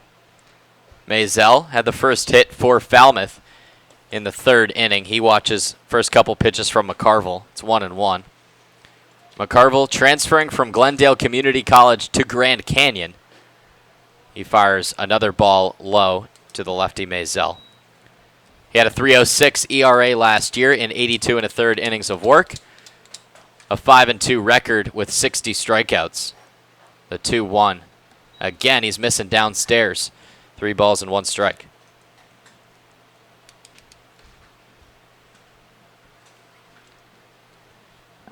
McCarville, the fourth arm that Kelly Nicholson has thrown today. Ball 4 inside, and that's the first walk for either pitching staff today. How about that? And McCarville doesn't walk a lot of guys either. Only 5 walks on the summer through 13, and after Nelson got out, 2/3 innings. Interesting that he just couldn't find the strike zone against Austin Maisel. In case you're just joining us, the Commodores added 2 runs in the bottom of the 4th inning against Angelo Smith from Michigan. Before that, David Steele from Northeastern pitched a shutout inning. Isaac Escada from USC started the game with a perfect 2 frames. Ball 1 to Hayden Cantrell, who's in search of breaking a little slump, Danny. He is still over in his past couple games. Yep, Hayden is definitely being overshadowed a little bit lately by Zach Deloach, Barron Radcliffe, when he was the guy early in the summer. Swinging at the second pitch, he fouls it back. He's 1 for his last 12. Only 1 walk in his last 4 games, too, and he's been striking out a lot more. It's pretty much been, the tablecloth has been ripped from underneath the table, and all the dishes came crashing down. That's the metaphor I'm going to use, because that's kind of what happened with Cantrell. It all fell apart at once.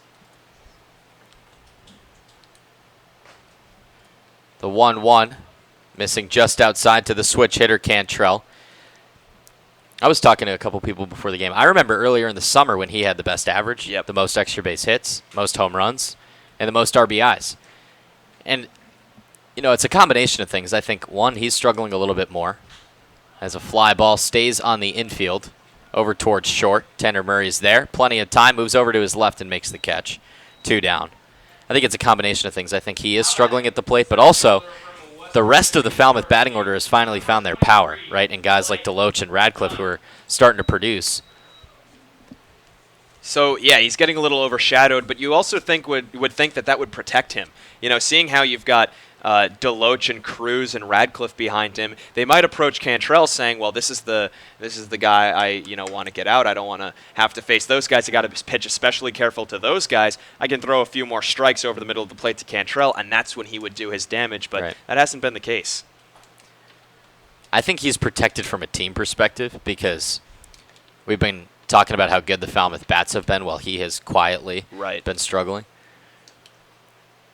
The 0-1 swung on and missed. Blake Dunn is now behind to McCarville. He showed bunt on the first pitch and pulled it back, but it was a strike.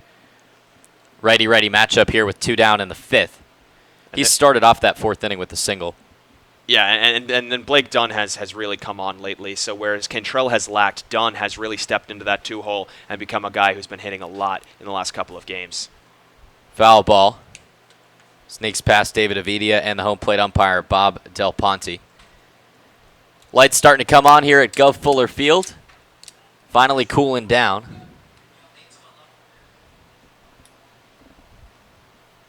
McCarville from the stretch with Maisel at first base. Delivers way outside. It's going to sneak past Maisel trots over to second base, no problem. He's in scoring position now with 2 strikes and 2 outs. So all of a sudden, this inning, which looked like it was going to be kind of down for the count for the Commodores, was going to be an easy inning of work for McCarville and the Birds. Instead, has turned into a little bit of a stickier situation, and Dunn, as long as he can get a hit, should score Maisel, who will be running on contact and has enough speed to fly home. The 1-2. Broken bat over towards second base. Fielded on a forehand by Whitcomb. Throw on to first just in time.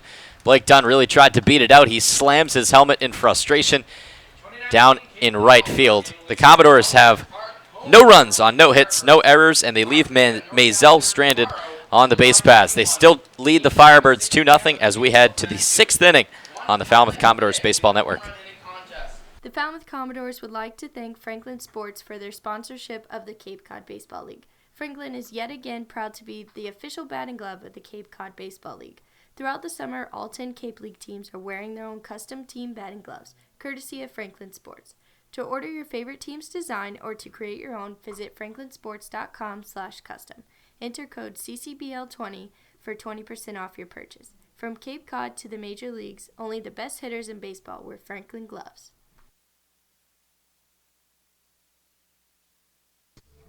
For sales and rentals of Caterpillar machinery, generators, and marine engines, visit MiltonCat.com, your area cat dealer.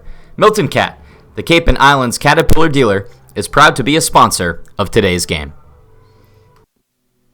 What's donated here stays here. All blood that is donated to Cape Cod Healthcare stays on Cape Cod to help the lives of your friends, family, and neighbors. Learn more about donating blood, platelets, or hosting a blood drive at capecodhealth.org/blood center. Learning at Curry College extends beyond the classroom and is embedded in all they do. Curry prepares students to engage in successful careers and active citizenship with a global perspective. Explore undergraduate majors, minors, and concentrations, including new majors in accounting, biochemistry.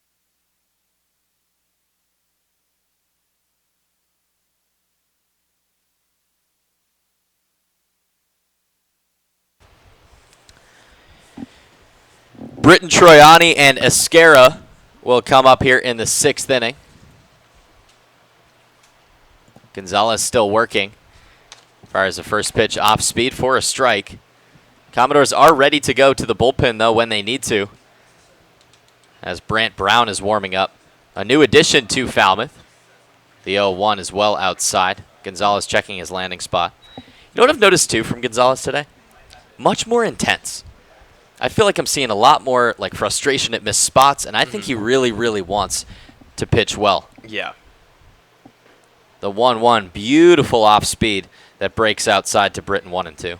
Yeah, I have noticed that as well. A lot of guys come into summer ball thinking, oh, whatever, it's just summer ball. Like, you know, maybe some guys are trying to impress scouts a lot, but they know they'll impress them over at school too. Fly ball should stay playable. Trey Cruz has a long way to run. He's called off by the shortstop, Kendall, who makes the catch.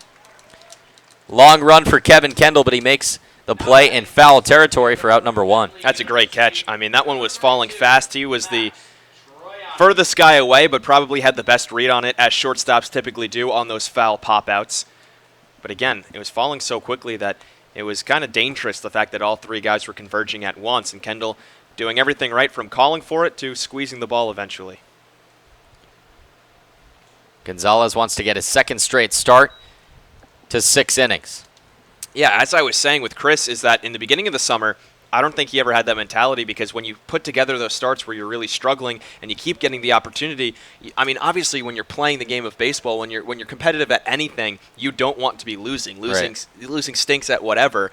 You could be playing fantasy baseball. So he really, turned on the gears, and he said this time something's got to change. He's staying outside right now to Troiani behind 3-0. Troiani reached on a single his last time up.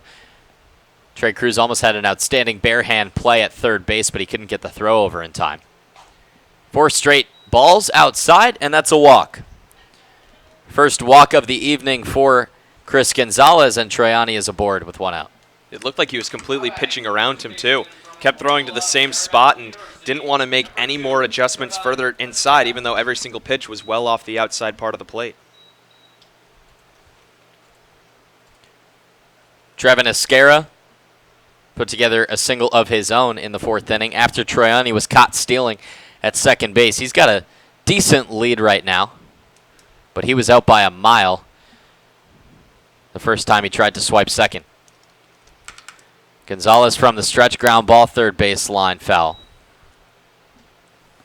Congratulations to our Kids Club raffle winner tonight. Our Kids Club Gonzalez with that pitch count approaching 80. Head on down to the Commodore tent. 77 pitches, 52 strikes, 25 balls. He's been working a lot with pitching coach Mike Landry. After his first couple starts on the summer, he was extremely frustrated, gave up 5 and 4 earned runs respectively, but he has steadily gotten better. Another foul ball makes it 0-2. He moved that earned run count from 4 to 3. Gave up another 3 earned runs on July 8th. That was in a 14-0 blowout against the Bourne Braves. And his last time out, 6 innings of work, 2 earned runs on 5 hits. The 0-2 outside, and it seems like right now, whatever pitch that is, coming in at 81 miles an hour, is staying away to righties. Yeah, I don't know what the game plan is there. I mean, obviously you don't want to throw middle into right-handers, but he's keeping about belt high on the outside zone, so maybe that's just the scouting report. The 1-2. Ground ball over to Cantrell. Hot for him. He fields it with his glove. He'll go on to first and get Esquera. Extremely hot hit ground ball, and Cantrell can only come up with 1. Yeah, that one zoomed right to him. I think he wasn't expecting it to be that quickly coming up on him. And finally, when it bounced towards his midsection, he did exactly what a second baseman is supposed to do. He's not going to turn the double play, but he knocks it down, keeps it in front of him, plays it off his chest, gets the out at first base. Again, when there's a runner on first and nowhere else, it's okay that you can do that. You're not getting the double play, but you're getting the second out. And now it falls on to Gonzalez once again to try to get out of the inning himself. Yeah, that's good composure by Cantrell. Ground ball just past the reach of Gonzalez. Tough play for Cruz. On a run, he got him. Shea Whitcomb doubled his last time up, but Gonzalez wins the 3rd battle. He pitches an even 6 innings of shutout baseball. No runs on no hits, no errors, 1 runner left on base as we head to the bottom of the 6th inning. You're listening to the Falmouth Commodores Baseball Network. The Falmouth Commodores would like to thank Franklin Sports for their sponsorship of the Cape Cod Baseball League. Franklin is yet again proud to be the official batting glove of the Cape Cod Baseball League. Throughout the summer, all 10 Cape League teams are wearing their own custom team batting gloves, courtesy of Franklin Sports. To order your favorite team's design or to create your own, visit franklinsports.com/custom. Enter code CCBL20 for 20% off your purchase. From Cape Cod to the major leagues, only the best hitters in baseball wear Franklin gloves.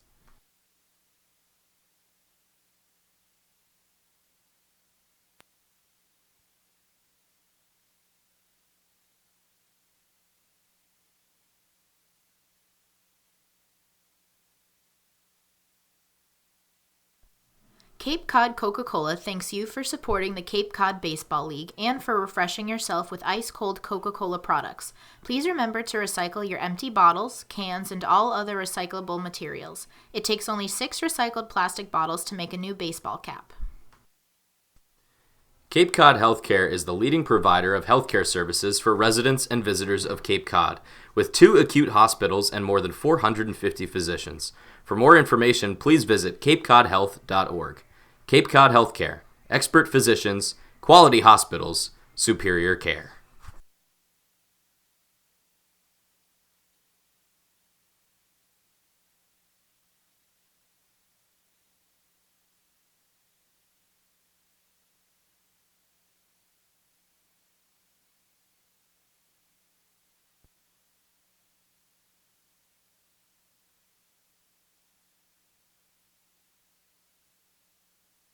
From Texas A&M, number 9. 3, 4, and 5, Deloach, Cruz, and Radcliffe, the guys who got things going in the 4th inning, will come up here in the 6th. No runs on 5 hits, no errors for Orleans. 2 runs on 4 hits, no errors for Falmouth. Here's a deep drive into right field, right at Zach Britton, who makes the catch at his shoulder. 1 down. Another smooth swing on a perfectly lined up ball from Zach Deloach. Unfortunately, he's a little ahead of it, and it goes off the end of the bat. That's one of those where the stroke is so good, the contact is so great, it looks like it has a chance to be a gapper, but because, like I said, off the end of the bat, Instead, it's right into the awaiting mitt of the right fielder. On the mound now for Orleans is Jeffrey Prommel. Trey Cruz, switch hitter, batting as a lefty, comes up and takes a ball low. Prommel from Southern New Hampshire University, 3.48 ERA and 0-2 record. The 0-1 sounds like a broken bat, flared out into left field, shallow enough for Tanner Murray to make the play. It's been a much better outing that Prommel has had since his first time against Falmouth. He pitched in the other meeting between these two teams, through an inning of work, allowed 2 hits and an earned run.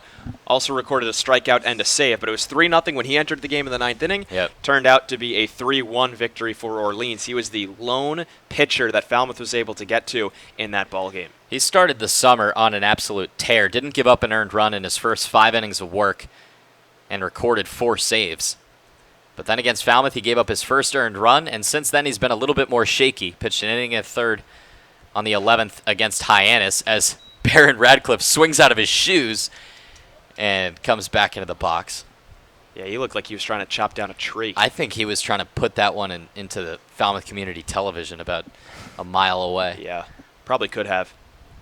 The 0-1 from Prommel. He goes right back to the fastball. It's on the inside part of the plate at the knees for a strike.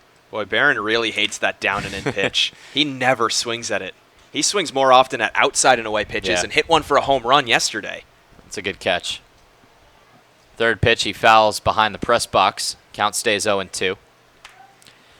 So we've seen so many pitchers for Orleans. We're going to bring in Katie Florio after this half inning to talk about the philosophy from Kelly Nicholson. This is now pitcher number 5 in just 6 innings. Check swing. And he comes up empty. Strikeout victim and a perfect inning worked by Jeffrey Prommel. As we welcome you into the press box here at Gov Fuller Field. Katie Florio making a quick phone call to our producer, David Korzanowski, joined alongside Danny LaRose. And Orleans, really only one pitcher, and Angelo Smith has been tagged. Yeah, and that's what I said in the beginning of the game, is the kind of the trick to having all these arms coming out is that you're constantly throwing someone new at the Commodores. They can never get settled. And now we will toss it over to Katie Florio, the 3rd member of our team. Katie. Thanks, guys. And as you may have noticed, Orleans has used 5 pitchers through these first 6 innings. Head coach Kelly Nicholson likes to call it his Johnny Holstaff night because of all of these rainouts. He's trying to get as many guys as work as possible, not to mention you have the All-Star game tomorrow as well. So really just trying to keep all arms loose and fresh. Awesome. Thank you so much, Katie. Johnny Holstaff night. I like that. Love it. Kind of the reverse philosophy of what Falmouth had yesterday. I asked Jeff Trundy after the game, why'd you throw Langworthy to get the save? I mean, Brixey had thrown on, Monday? You might think he's ready for a Friday night, but he said, we're running on empty at this point. Complete opposite philosophy from Kelly Nicholson, who also had 2 rainouts like the Commodores this past week, has that All-Star break, and he's thinking, I've got so many loose arms in there, I have to throw them because these guys haven't thrown recently enough. They're going to be a little rusty when they come out for next week. So very different objectives from these two guys. No doubt about it. Kelly Nicholson and Jeff Trundy, 2 of the longest tenured coaches in the Cape League. Great friends from different ends of Cape Cod. Falmouth, the furthest team furthest team south, as Wareham is still across the bridge out west, and Orleans, the furthest team east. So 5 pitchers used for Nicholson, and now 2 pitchers used by Mike Landry and Jeff Trundy. Coming on is Brant Brown, a new pitcher and a new addition for the Commodores. So this is one of those, where did they find that guy? Because really, where did they find Brant Brown? He pitched at St. John's River State College this past year. He'll be transferring to Eckerd College, and he didn't pitch a lot at this JUCO down in Florida. 8 appearances for only 9 innings of work, had an even 3 ERA and 13 strikeouts, and he pitched at about a 1 outing per month pace. Pitched once in January. Did pitch 3 times in February, then once in March, once in April, once in May. So he's a pretty infrequent pitcher down at St. John's River, but maybe he'll get a little more action on the Cape. Just means he's another fresh arm. Tanner Murray, Josh Zamora, Rob Emery due up for this new pitcher making his first appearance on Cape Cod. Pitch number 2 is high.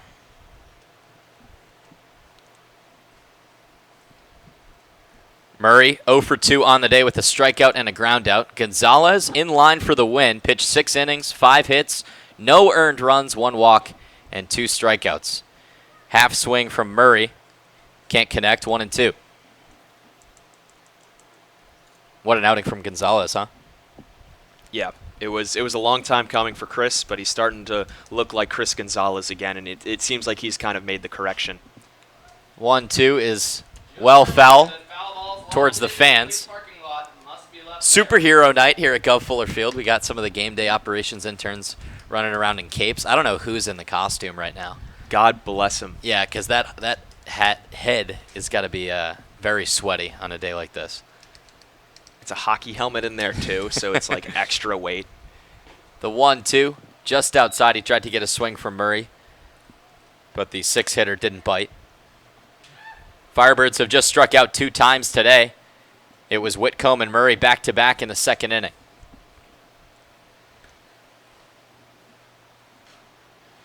Foul tipped. Staying alive is Murray.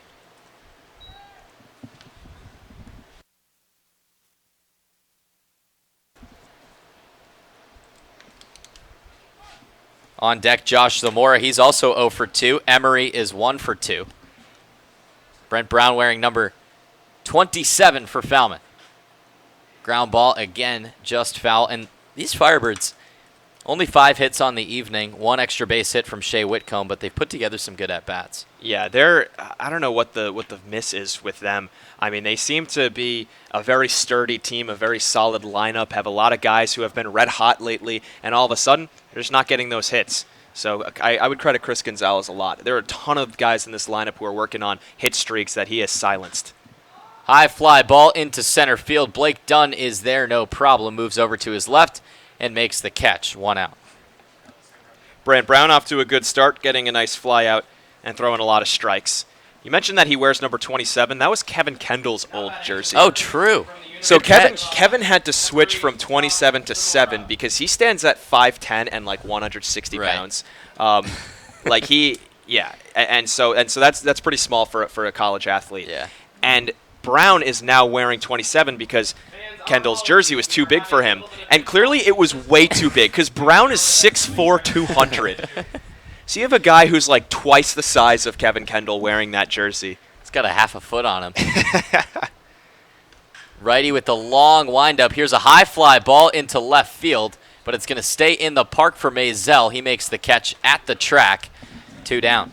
Some more really strong contact from the Firebirds. We've seen a couple innings where they have gotten some power underneath the ball. It's often been a lot of flyouts, but interestingly enough, like we were saying, this team, very good hitters. They've been red hot as of late. That's why Orleans has been able to win more frequently and get back into that 3rd place position in the Eastern Division. But today, they're just a hair off of things. I mean, that one just a little bit under it. Couldn't get it out of the ballpark. So something's not clicking for the Firebirds right now, luckily for the Doors.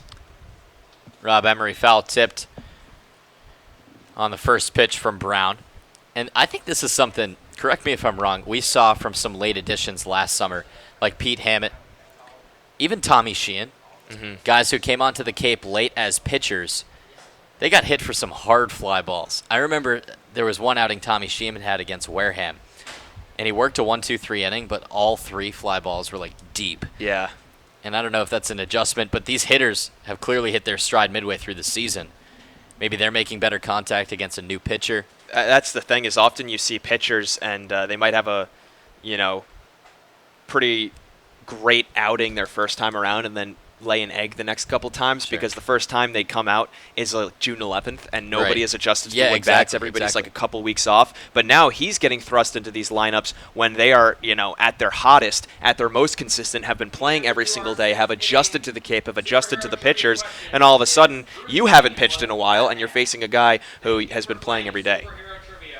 Count's still 0-2 to Brown. He's fired 14 pitches, just 2 balls. He's come in his first appearance on Cape Cod and pounded the strike zone. It's a ground ball towards Cruz, but it'll end up a few yards foul. Trey Cruz playing third base tonight. Will be playing third base in the All-Star game tomorrow at Orleans. Same thing with Hayden Cantrell over at second. Zach DeLoach, third in the Cape League in batting average, will be starting tomorrow as well. The 0-2 check swing. Did he go around? Appeal down to first base? Yes, he did. Good first inning of work from Brent Brown. 2 flyouts and a strikeout. The Firebirds go down in order. No runs on no hits, no errors, nobody left on base. We head to the bottom of the 7th inning. You're listening to the Falmouth Commodores Baseball Network. Learning at Curry College extends beyond the classroom and is embedded in all they do. Curry prepares students to engage in successful careers and active citizenship with a global perspective. Explore undergraduate majors, minors, and concentrations, including new majors in accounting, biochemistry, and software development. Online at www.curry.edu.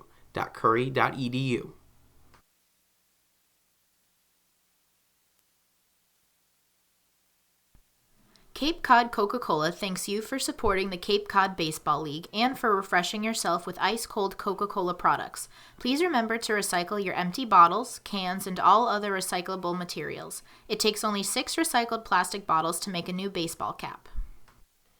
Baseball Factory, which has proudly supported the Cape League for 20-plus seasons, conducts baseball trainings, tournaments, and showcases at over 1,000 events nationwide, providing players with world-class instruction and help with college recruiting. The Baseball Factory program leads to future success both on and off the field for players in both middle school and high school. It's never too early to start. Learn more at baseballfactory.com. Baseball Factory. Welcome back to Gov Fuller Field. Falmouth Commodores Baseball Network holds over 1,000 events nationwide for players in both as we high have school the and middle school, road ahead coming up for the Commodores here in the Cape. Baseball Factory alumni have played on every Division I college program across the nation, with thousands drafted and more than 500 who have made it to the majors. Visit baseballfactory.com to learn how you can build your way to greatness. Baseball Factory, a proud partner of the Cape League since 1994, holds over 1,000 events nationwide for players in both high school and middle school, including 3 training weeks here in the Cape. Baseball Factory alumni have played on every Division I college program across the nation, with thousands drafted and more than 500 who have made it to the majors. Visit baseballfactory.com to learn how you can build your way to greatness. Baseball Factory, a proud partner of the Cape League since 1994, holds over 1,000 events nationwide. Bottom of the 7th inning here at Gov Fuller Field. Another new pitcher for the Orleans Firebirds, so the Johnny Holstaff night continues. It's Chase Wallace from Tennessee. Yeah, the volunteer has been a workhorse for the Firebirds. This will be his 11th appearance of the summer. Has already thrown 15 1/3 innings of work, so typically when he comes onto the ball game, he only throws about 2 innings or less. 2-0 record, 2.93 ERA. Big opportunity for him to eat up a couple of innings and try to get the Birds back in this one. It's still a very close game. They just need the bats to come alive. We'll see if Brown comes back out for the 8th inning or if they'll go to the bullpen yet again. There is a lefty warming up right now. It's Caleb Worster from UConn. Moretto up at the plate against Wallace. No balls and a strike. Strike on the inside, Black 0-2. Wallace going to be a junior next year with the Tennessee Volunteers, and he was great last year in his limited innings of work. 1.35 ERA in 6 2/3, 4 walks, 7 strikeouts. Yeah, that really small sample size is why he's able to throw all these innings for Orleans. Native of Sevierville, Tennessee.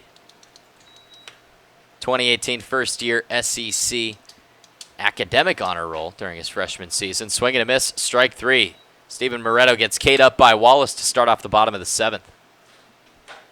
Now batting the shortstop from UCLA, number 7, Kevin Kendall. Now Kevin Kendall with 2 strikeouts today in the 3rd and the 4th. Will come up with 1 out here in the 7th.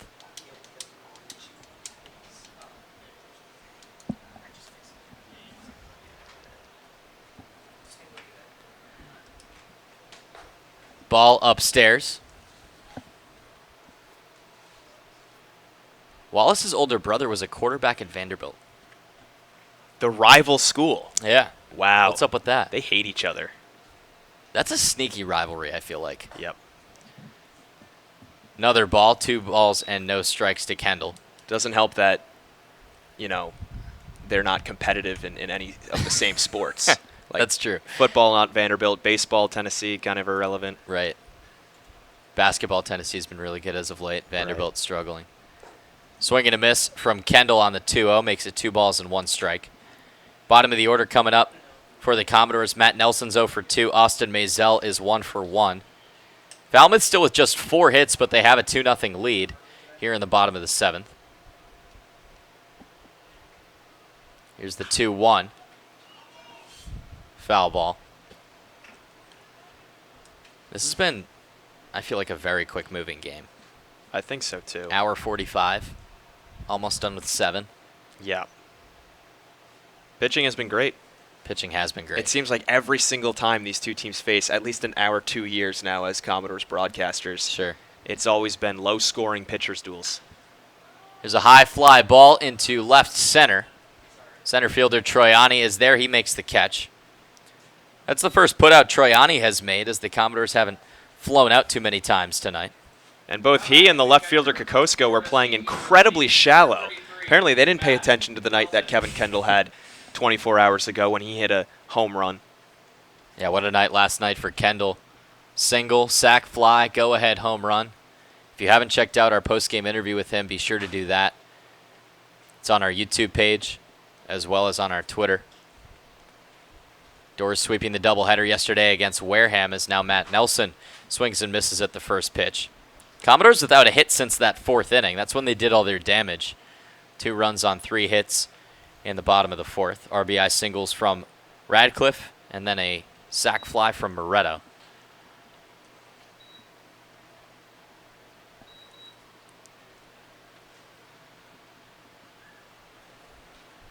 Here's Nelson, righty-righty matchup. What action on that pitch, but it misses inside. Matt Nelson, a guy who's been struggling at the plate. Did he get that bat? He's using it right now, the new Louisville Slugger. 0 for 2 today, and now he's K'd up with he takes another strike. He doesn't like the call from Bob Del Ponte. Struck out looking in the 3rd, grounded out to first base in the 5th. Wallace trying to work another 1-2-3 inning for Orleans. Strike 3, got him looking. Matt Nelson moves to 0 for 3, and another 1-2-3 inning worked, this time by Chase Wallace. To the top of the 8th we go on the Falmouth Commodores Baseball Network. The Falmouth Commodores would like to thank Franklin Sports for their sponsorship of the Cape Cod Baseball League. Franklin is yet again proud to be the official batting glove of the Cape Cod Baseball League. Throughout the summer, all 10 Cape League teams are wearing their own custom team batting gloves, courtesy of Franklin Sports. To order your favorite team's design or to create your own, visit franklinsports.com/custom. Enter code CCBL20 for 20% off your purchase. From Cape Cod to the major leagues, only the best hitters in baseball wear Franklin gloves.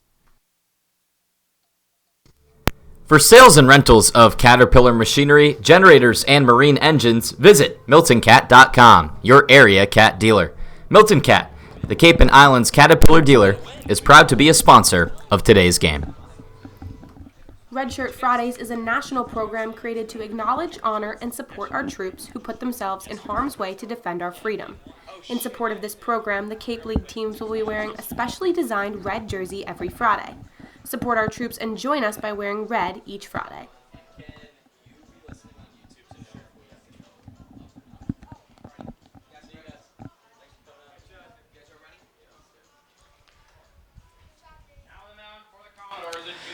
Hello and welcome back into the broadcast booth. David Korzenowski, Daniel LaRose, Carmen Majinski. It's been way too long since we've had a player in the booth. It has.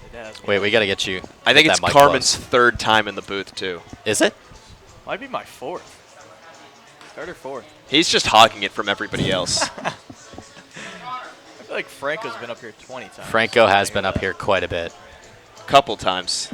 As you pitched yesterday, how'd you feel out there? Good. Arm felt good. A lot of fastballs, so I liked what I was doing. That is something I noticed. I didn't think about it until now. Didn't see that slider as often. Why not?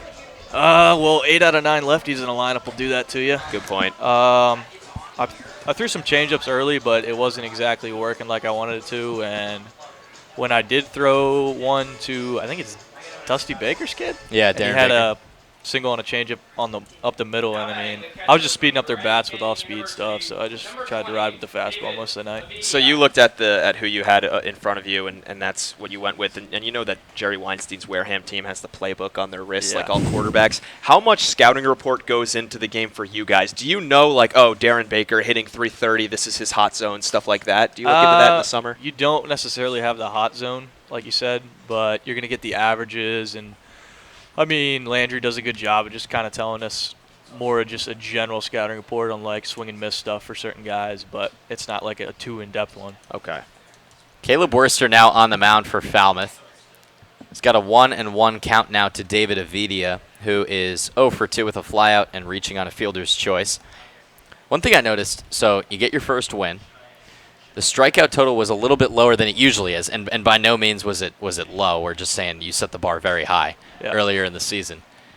As a fly ball is out into right field, Deloach making the catch. What would you credit that to? Is that Wareham hitting? Is that you not using the slider as much? Could be both. Okay. I mean, a sinker is going to be more of a contact pitch, and that's what I was mainly throwing yesterday night. So I mean, obviously a lot of getting ahead, a lot of ground balls. So there's nothing wrong with that. I mean, I kept my pitch count down, and it's not necessarily like I'm pitching for a strikeout. I'm just trying to get an out. Right. Was it hot in the black jerseys? Yes, it was very hot. Yesterday was a hot one. Today's not much better. No. It's cooled down a little bit, but this morning was brutal. Were you outside at all today? Basically was. I mean, Rocky's gym. Oh, yeah. They didn't have any AC going, and it was. They never do. Every bit of 85% humidity there with 90 degrees. Did they at least have the water jug in the cooler? Yeah. Okay. It broke like 3 days ago. They finally just fixed it. People were like passing out. The 1-0 is grounded over to short, fielded by Kevin Kendall. Throw on to first. What a play for Kendall. 2 up and 2 down with Worcester on the mound. He's looking good. So I know that you were selling 50-50 tickets today, and your boys with Franco, but you got to talk with Chris a little bit too. And I know you didn't get to see much of the game, but Chris has got to have been working really hard with Mike Landry. That guy was really bummed out about his first couple of his starts. He's really been working hard. What do you think was basically the change that he made to make leaps and bounds, from his previous starts to this one? Well, I've been playing catch with him a lot in between starts and stuff like that, and I think his off speed for strikes has got a lot more depth to it, and he's getting ahead of guys. Getting ahead. That was one thing we talked about before the game. That was Dandy's key to the game, is pitch number 1 to Britton is fouled away. But I remember earlier in the year he would go down 2-3-0, 2-1. But today it was for the vast majority of his start 0-2, 1-2. Yep, that's Makes a good a way big to be difference. pitching for sure. It seems like that's what you do too, or you try to do. Yeah, I mean every pitcher should get ahead of the guy. Worcester's done a good job with that as well, as he's up no balls and 2 strikes. His last outing was a win against Wareham on Tuesday. And I want your take on this. We were hyping up those matchups against Wareham a little bit because we hadn't seen them that much. They're a good team. And they all felt like really close, intense games. Did you get that vibe too? That's I feel like I wasn't. I probably wasn't in it for the hype up situation. Okay. I mean, I was pitching. I mean, it was a close game, but I felt like I was cruising. Strike 3 got him looking. Most of the way. So you didn't feel any like, this has got an extra vibe to it, or not really. Nothing like it was that. just another game. Another game. First win for Carmen Bajinski. He's only up here for a 1-2-3 inning, but we have to get you back later in the summer. Congrats again on the win. Yeah, and keep up the good work. Yep, thank you. All right, we will head to break and be back for the bottom of the 8th inning after this. The Falmouth Commodores would like to thank Franklin Sports for their sponsorship of the Cape Cod Baseball League. Franklin is yet again proud to be the official batting glove of the Cape Cod Baseball League. Throughout the summer, all 10 Cape League teams are wearing their own custom team batting gloves, courtesy of Franklin Sports. To order your favorite team's design or to create your own, visit franklinsports.com/custom. Enter code CCBL20 for 20% off your purchase. From Cape Cod to the major leagues, only the best hitters in baseball wear Franklin gloves. The 99 Restaurant is a proud sponsor of the Cape Cod Baseball League. Visit them in Centerville, Falmouth, Mashpee, Wareham, or Yarmouth this summer and try some local flavor from the winner of the Cape Times' Best Restaurant for Takeout. The 99, always the real deal. For sales and rentals of Caterpillar machinery, generators, and marine engines, visit MiltonCat.com, your area cat dealer. Milton Cat, the Cape and Islands Caterpillar dealer, is proud to be a sponsor of today's game.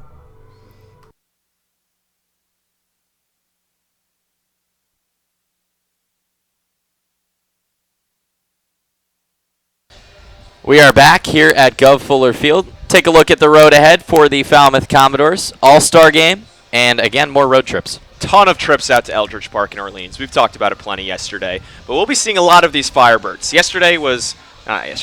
Last week was Wareham Week. This coming week, I guess, is Firebirds Fest, is what I called it yesterday for the alliteration.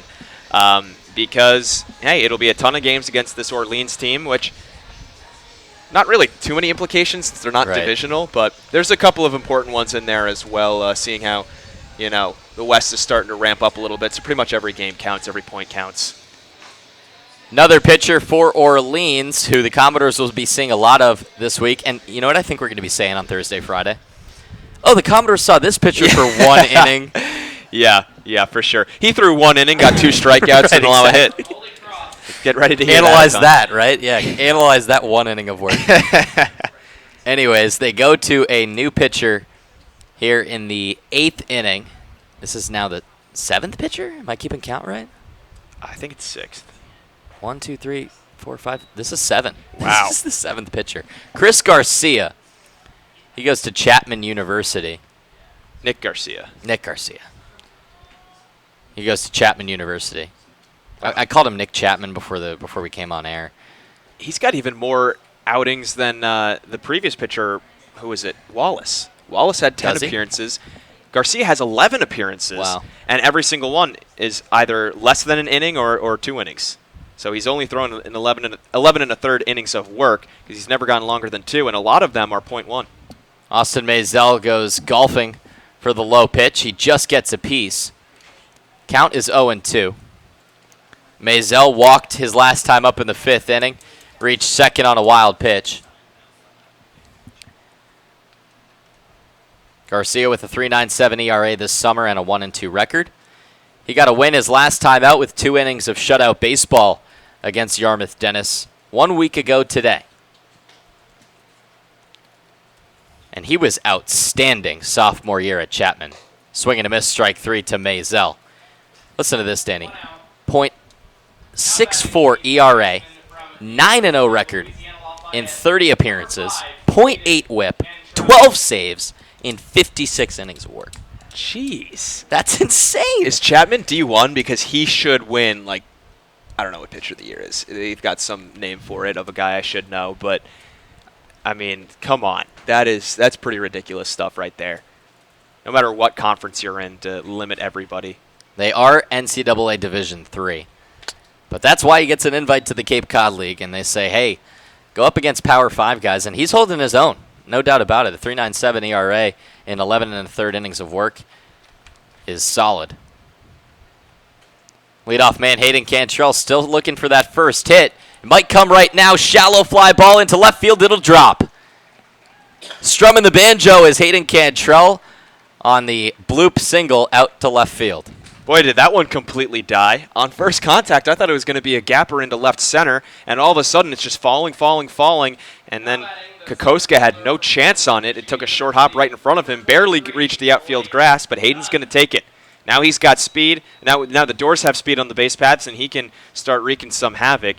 As with Hayden Cantrell on base, anything can happen. Blake Dunn lays down a bunt. Instead, he pops it up towards the dugout. Long run for Avidia. He almost got there in time. So, something that's been a joke on our social media, Max Trink has hit on it a couple times in his stories as well as his personal tweets. Commodores call those bloop hits banjos. I wonder why. Can't think of it. Is that a larger baseball thing or is that a Falmouth thing? Falmouth thing. Yeah. You don't love it. I don't. No, I'm trying to figure out what the reasoning is. That's what I'm. Right. I think I love the little quirks that every team has.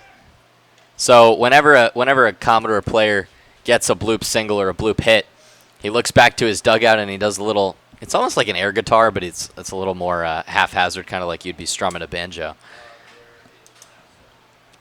Yeah, Hayden's running. Hayden Cantrell is running. Blake Dunn swinging. He fouls it back 0-2. If I was Nicholson from the dugout or somebody. Hayden's kind of got to tell when he runs. He does it Does a he? lot when he's on base, but when he runs, he's especially jittery. It's almost like he just got hopped up on like an energy drink. Right. And he's just like bouncing back and forth, moving his hands and his fingers a lot, and then he goes. And it's pretty easy to tell when he's going. You know what I will say, though? There have been, I think, a handful of managers who know the tell, and they check on him 15 times, but he still runs, like right now. And he's still successful. Right. That's exactly it. Like there was a couple of times where there was even, I think there was a pitch out maybe, but there have been a couple of times where it's very obvious Hayden is going. They check on him 4 times in a row. Finally, they throw a pitch home. It's a fastball outside, and he still beats the throw down to second. Here it is, pitch out, down to second base, and the tag can't be applied. Right on cue. Good throw from the catcher, Avidia. It's snagged by Whitcomb, but then squeaks out of the glove. Head for a slide from Cantrell, and stolen base number 15. He is now 15 for 16 on stolen bases. David, I'm feeling very confident today because for pregame we said that the name of the game for not Majinski, Gonzalez was to be early strikes and getting ahead in counts. Carmen Majinski, the pitcher, comes up here and says, "Oh, well, he got ahead in a lot of counts." Right. And then right as we were saying that Hayden steals bases even when the other team knows it, he steals on a pitch out. Still dancing off a second base. Blake Dunn will stay alive after another foul ball. Count still just 1-2 from Garcia. Commodores now even with the Firebirds in hits. They both have 5. The only 2 runs of this game coming in the bottom of the 4th. On deck, Zach DeLoach. Commodores would love some more insurance here. Zach Brixey warming in the bullpen. Ground ball over towards shortstop. Takes a high hop. Throw on to first base in time. Nice play by Tanner Murray on a routine ground ball. One thing I noticed with Blake Dunn, though, he is always running as hard as he can. Yeah, no matter what. He flies down the base path, and even on the ground out to second base back in the 5th, that put him down in that inning. He was nearly beating it out because it was a broken bat, so it slowed down the ball significantly, and he does not lollygag at all. He's always putting that head down and going as fast as he can. Kelly Nicholson comes out and talks to Garcia. He will go to the bullpen as we will head to a quick break for this new pitcher. You're listening to the Falmouth Commodores Baseball Network, still 2-0 in favor of the hometown Doors. The Falmouth Commodores would like to thank Franklin Sports for their sponsorship of the Cape Cod Baseball League. Franklin is yet again proud to be the official batting glove of the Cape Cod Baseball League. Throughout the summer, all 10 Cape League teams are wearing their own custom team batting gloves, courtesy of Franklin Sports. To order your favorite team's design or to create your own, visit franklinsports.com/custom. Enter code CCBL20 for 20% off your purchase. From Cape Cod to the major leagues, only the best hitters in baseball wear Franklin gloves. Baseball Factory, which has proudly supported the Cape League for 20-plus seasons, conducts baseball trainings, tournaments, and showcases at over 1,000 events nationwide, providing players with world-class instruction and help with college recruiting. The Baseball Factory program leads to future success both on and off the field for players in both middle school and high school. It's never too early to start. Learn more at baseballfactory.com. For sales and rentals of Caterpillar machinery, generators, and marine engines, visit MiltonCat.com, your area cat dealer. Milton Cat, the Cape and Islands Caterpillar dealer, is proud to be a sponsor of today's game.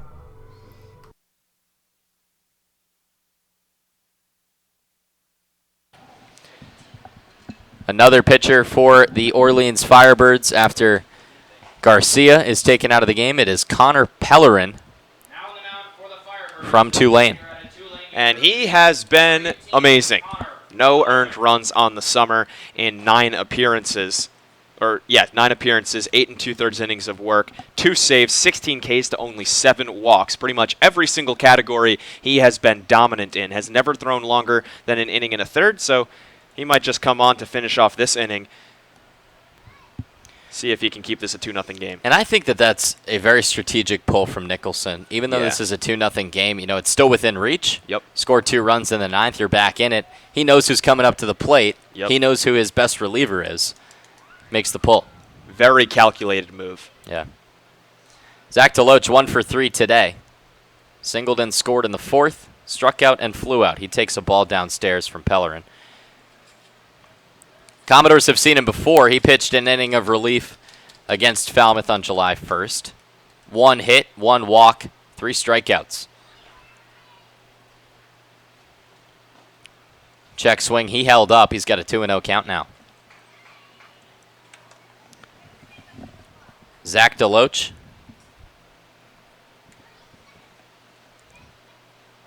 Moving down slightly in that batting average, but you can't stay at 415 forever. He's at 356 right now. 3rd in the Cape League entering tonight. He takes ball number 3 just below the kneecaps, 3-0. Just getting word.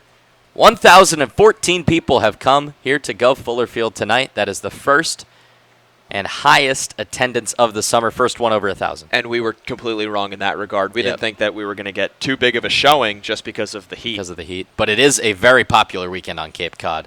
Everyone fleeing from the inner city and the greater Boston area to get into the cool Cape Cod. Here is a single up the middle from Zach DeLoach. Hayden Cantrell comes around third and makes it 3-0. An RBI single from DeLoach moves him to 2 for 4, and Falmouth up by 3. So that calculated move from Kelly Nicholson does not pay off. That insurance run still comes around to score, and it's all thanks to Zach DeLoach just being such a pesky hitter. Works a 3-0 count. Pellerin was very careful with him, making sure that he wasn't making any mistakes. Gets him 3-0, and he says, I just need to get a get-me-over pitch over the middle of the plate. So he throws that pitch, and Zach DeLoach says, well, I don't care. I have a green light. Shoots it right back through the box, putting together another hitting streak. It's happening. 7 again? What do we think? He's had hitless games 2 of his last 3 games, so he's ready for like a 90-game hitting streak. Trey Cruz, the switch hitter, takes a ball. Cruz in danger of back-to-back offers. Was 0 for 3 in Game 2 against Wareham. That broke up an 8-game hitting streak. And we know that Cruz can kind of come and go at the plate. Here's DeLoach stealing second, throw down from Avidia, and it leaks into center field. I think the first steal from Hayden Cantrell this inning kind of showed that Avidia doesn't have the best arm because it was a pitch out that he still managed to spike in the dirt. So Brett Becker at third base saying, hey, why don't we go with DeLoach? I mean, he doesn't have as much speed as Cantrell, but Avidia doesn't have the best arm either. Commodores first in the Cape League in stolen bases by a wide margin. They are up to 59 on the summer. Here's Trey Cruz trying to keep the inning going. Dodges out of the way of the pitch. It gets past the catcher, and DeLoach trots over to third. Things have almost become lackadaisical for Orleans late in this one. They just seemed like they've kind of given up. Pellerin in danger of giving up his first earned run, depending on how Cruz finishes this at-bat. He's got a 3-0 count now, does Cruz. Pellerin with 16 Ks and 8 2/3 innings of work. That makes for about 2 strikeouts for every inning. Misses low, ball 4. 4-pitch walk to the cleanup man. The doors are not done yet. Runners on the corners in the bottom of the 8th. Part of the order has been great for Falmouth. Zach DeLoach, a couple of singles and an RBI. Trey Cruz is 0 for 3 to this point, but now he works a walk in a pretty important moment when they're just trying to push some runs across. Now it's Barron Radcliffe who has an RBI single, so 3, 4, and 5 have all been very dangerous. Kelly Nicholson says, let me go to Pellerin. He's my best reliever, but that door's hitting is just good enough that they're getting to Pellerin. It's a mound visit from the pitching coach for Orleans. He's Matt Troop, manages the staff for the Firebirds. He's done a great job this summer. Orleans also with a solid pitching staff last year. It's one of the staples of Kelly Nicholson's squads. Yeah, they always have great pitching. That is year in and year out. We always talk about Wareham has great hitting. Orleans always has great pitching. It's just a matter of if they can retain those guys. We saw this year it happened a ton. Yeah. So many guys that they had come into their roster who ended up either going all the way to Omaha and getting shut down, like J.T. Ginn from Mississippi State, or Kumar Rocker from Vanderbilt, or getting picked up by Team USA. Yeah. Andrew Abbott, Garrett Mitchell, a couple guys picked up by Team USA, as Trey Cruz is going to snatch second base. He was going on the first pitch to Barron Radcliffe. It's a ball, 1-0.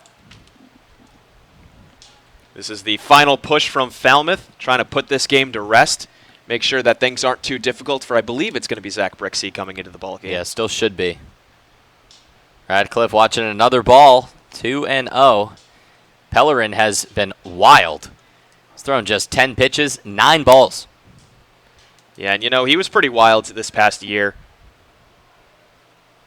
Down at Tulane, 31 walks in 26 2/3 innings of work, so higher than a walk per inning rate. The fact that he doesn't have a lot of walks this summer is pretty much an anomaly. Ball 3. The one strike he threw was a single from Zach DeLoach that scored Hayden Cantrell.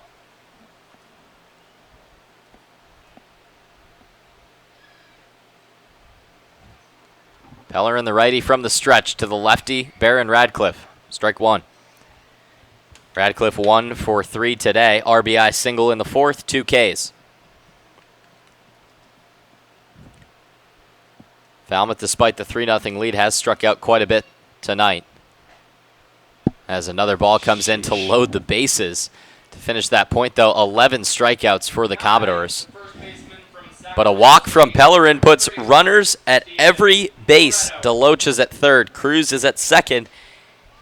And Barron Radcliffe is at first for Steven Moretto. And Moretto's been struggling lately. Came into this ball game 4 for his last 20. Does have 2 strikeouts, sandwiched around a sacrifice fly. So not all is lost for Moretto in this ball game, and he can make those 2 strikeouts pretty much completely forgotten as long as he can push a hit here. Ball 1, and he might not even have to do much the way that Pellerin's pitching right now. If you're in the box, probably taken all the way until he can throw a couple strikes. He's only thrown a couple strikes to this point. Yeah. 12 strikes to 2 balls. Other way around. Yep, other way around. 12 balls to 2 strikes.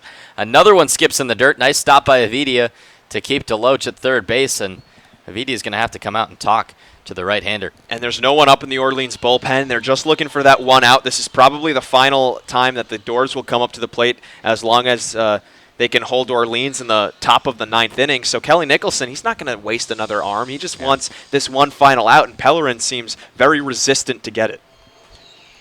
Pellerin's only pitched 8 2/3 innings of work this summer. If he has a larger workload, he might be an all-star. True. Orleans with just 3, Max Troiani, Jared Schuster, and Noah Skiro. Pellerin exhales. The 2-0. Into right field, and this is caught by Zach Britton. A fly out to right field. Thought it might get down for another banjo, but the Commodores will have to settle with that 3-0 lead. They score 1 run on 2 hits, no errors, and 3 left on base. Cue the Johnny Cash. Zach Brixey's coming in. To the top of the 9th we go in a 3-0 ball game. The Falmouth Commodores would like to thank Franklin Sports for their sponsorship of the Cape Cod Baseball League. Franklin is yet again proud to be the official batting glove of the Cape Cod Baseball League. Throughout the summer, all 10 Cape League teams are wearing their own custom team batting gloves, courtesy of Franklin Sports.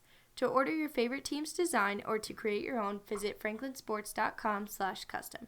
Enter code CCBL20 for 20% off your purchase. From Cape Cod to the major leagues, only the best hitters in baseball wear Franklin gloves. It's late.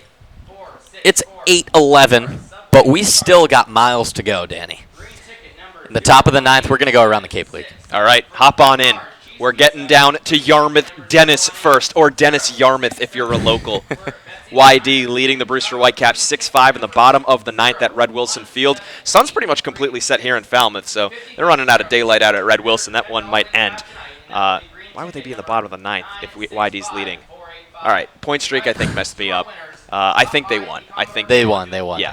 Bottom of the 9th down in Katuitt, though, losing daylight, and the Kettleers are losing still to the Hyannis Harbor Hawks 6-2. So if the Commodores win this ball game, not only do they secure themselves a playoff spot, which Katuitt did yesterday, the first team to clinch, but also the Falmouth Commodores would be in a tie for first place if they can hold on to this lead. That's Hyannis' team with only 6 wins, but a potential to knock off the top team in the West. Going out to Bourne a little further West and North. Bottom of the 7th, it's the Gatemen leading the Braves 7-4. So Wareham, after dropping both games of the doubleheader yesterday, bouncing back quite nicely against the 4th place team in the Western Division. And then finally, an all-Eastern matchup, only the bottom of the 3rd, all the way out in Chatham. That's about a minute 15 in, and they've already got 5 runs scored in that ball game. It's Harwich leading Chatham 3-2. I'm sure that's going to change because those teams off to rocking starts offensively. But so far, so good for the Commodores. Looking at that Katuitt game, top of the mind. We're in scoreboard watching season. It'll be the meat of the order trying to get Orleans back into this game. Max Troiani, Trevin Esquera, Shea Whitcomb trying to prevent a Falmouth shutout and get their 2nd win of the year against the Commodores. Brixey has other thoughts in mind. First pitch swinging is Troiani. He's way late, 0-1.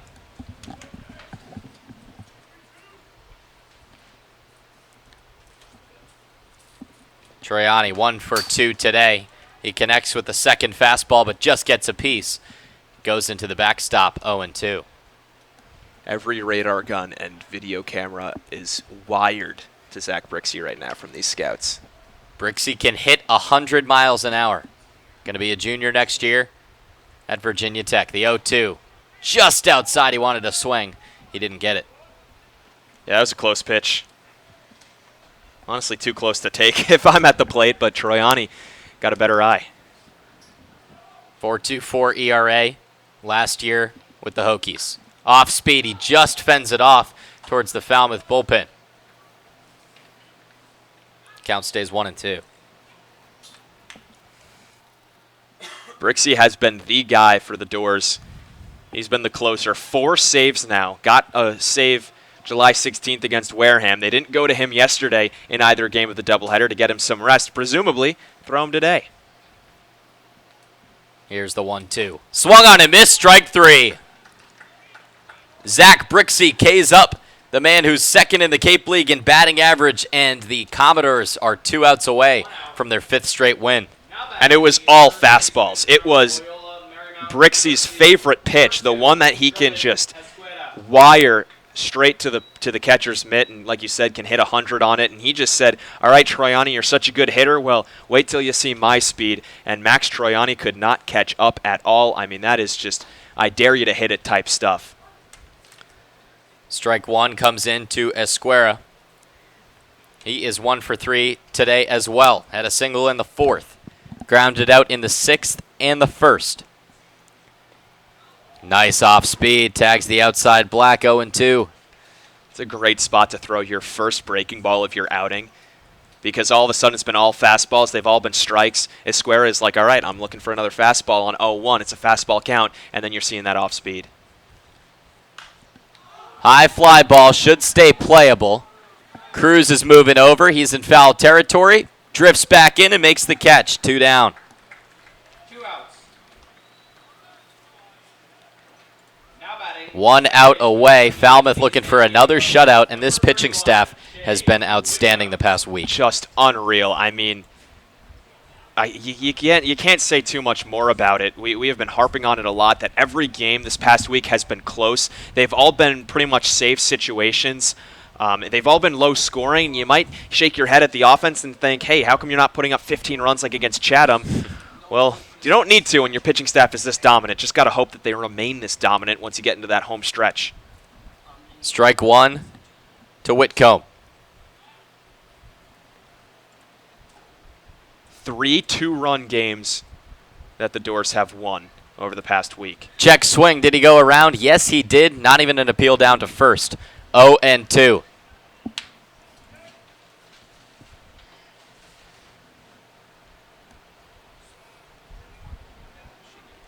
Whitcomb takes his time, steps back in the box. He had a double in the 4th inning. Needs to get on base to keep this game alive. Check swing. Appeal down to first.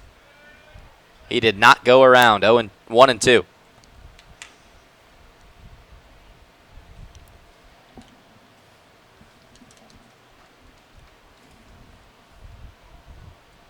One, two, the count. Bases clear. 3-0 Commodores here in the top of the 9th. Looking for win number 5 and their longest win streak of the year. Brixey delivers. High deep drive into center field. Blake Dunn is back and tracking. He runs out of room. It's a solo shot. 3-1 now, Commodores. This is looking like a reverse of the first meeting between these two teams. When it was 3-0 Orleans, their runs came in pretty much one inning, came in bunches, like the Doors, who had 2 runs come in the 4th, and then a little bit of insurance late in the ball game. And then Falmouth added 1 run just to claw back a little bit, coming with 2 outs in the 9th, and then nothing else. And right now it's looking like the exact opposite, just in favor of Falmouth this time, with a potential to win 3-1, and that 1 run coming for Orleans in the 9th. Tanner Murray now trying to keep it going. 0 for 3 with a flyout, strikeout, and groundout. Brixey delivers, and he gets a piece of it. Foul ball. That's the 2nd run of the year that Brixey has allowed, both of them coming on solo home runs. That's what happens when you throw so hard, is that the exit velocity is like 1,000 miles an hour, so it's going to carry a ways. Here's the 0-1. Well high and in. Murray ducks out of the way, 1-1.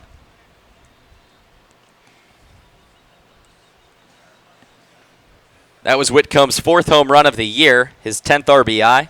Solo shot with 2 down in the 9th inning. Also on a 1-2 count. That's good hitting. Yeah. He just got another juicy fastball. That's one that Brixey says, I dare you to hit it, and Whitcomb just said, okay, I will. You threw it right down the middle. Another foul ball. And again, 1 strike away, 1-2. That's why that extra run in the 9th was so important. Sure. Still a 2-run ball game. Brixey still can get the save. Here's pitch number 16 of the inning.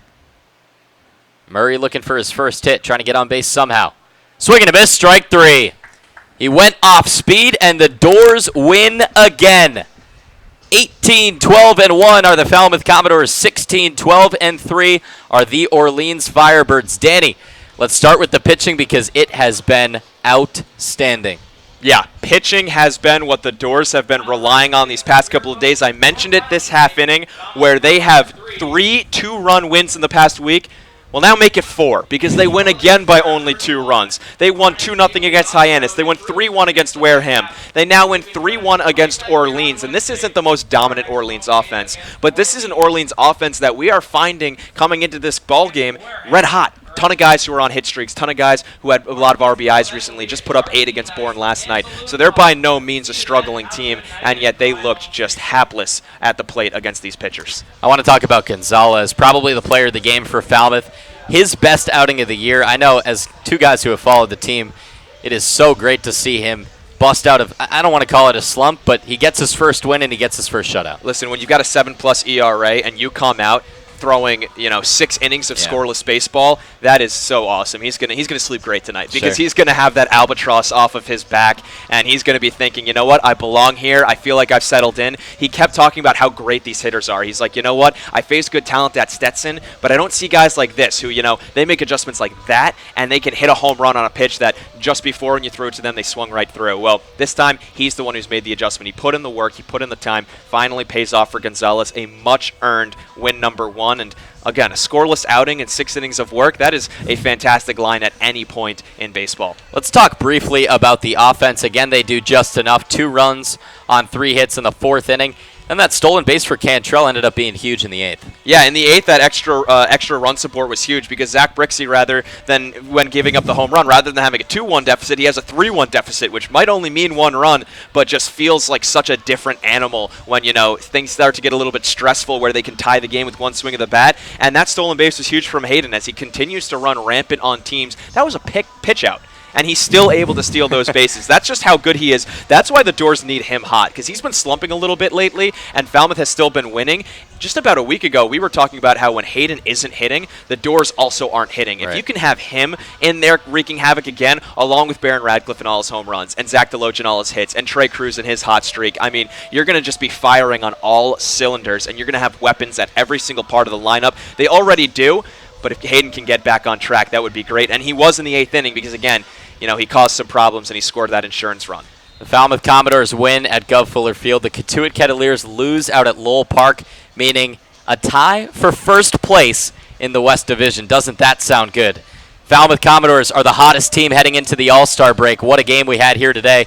3 runs on 6 hits, no errors for Falmouth. 1 run on 6 hits, no errors for Orleans. A 5-game winning streak into the All-Star break. The Falmouth Commodores 18-12-1.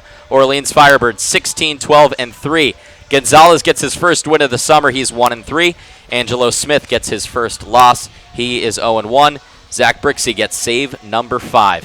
Thank you so much for joining us on this beautiful Saturday evening, topped off by an even better Falmouth Commodores win. For Katie Florio, our sideline reporter, for my producer, Maxwell Trink, and my outstanding broadcast partner, Danny LaRose, I'm David Korzenowski saying so long from Gov Fuller Field. Follow along to our social media tomorrow for the All-Star game at Eldridge Park. First pitch for that one starts at 6 p.m. We'll see you then.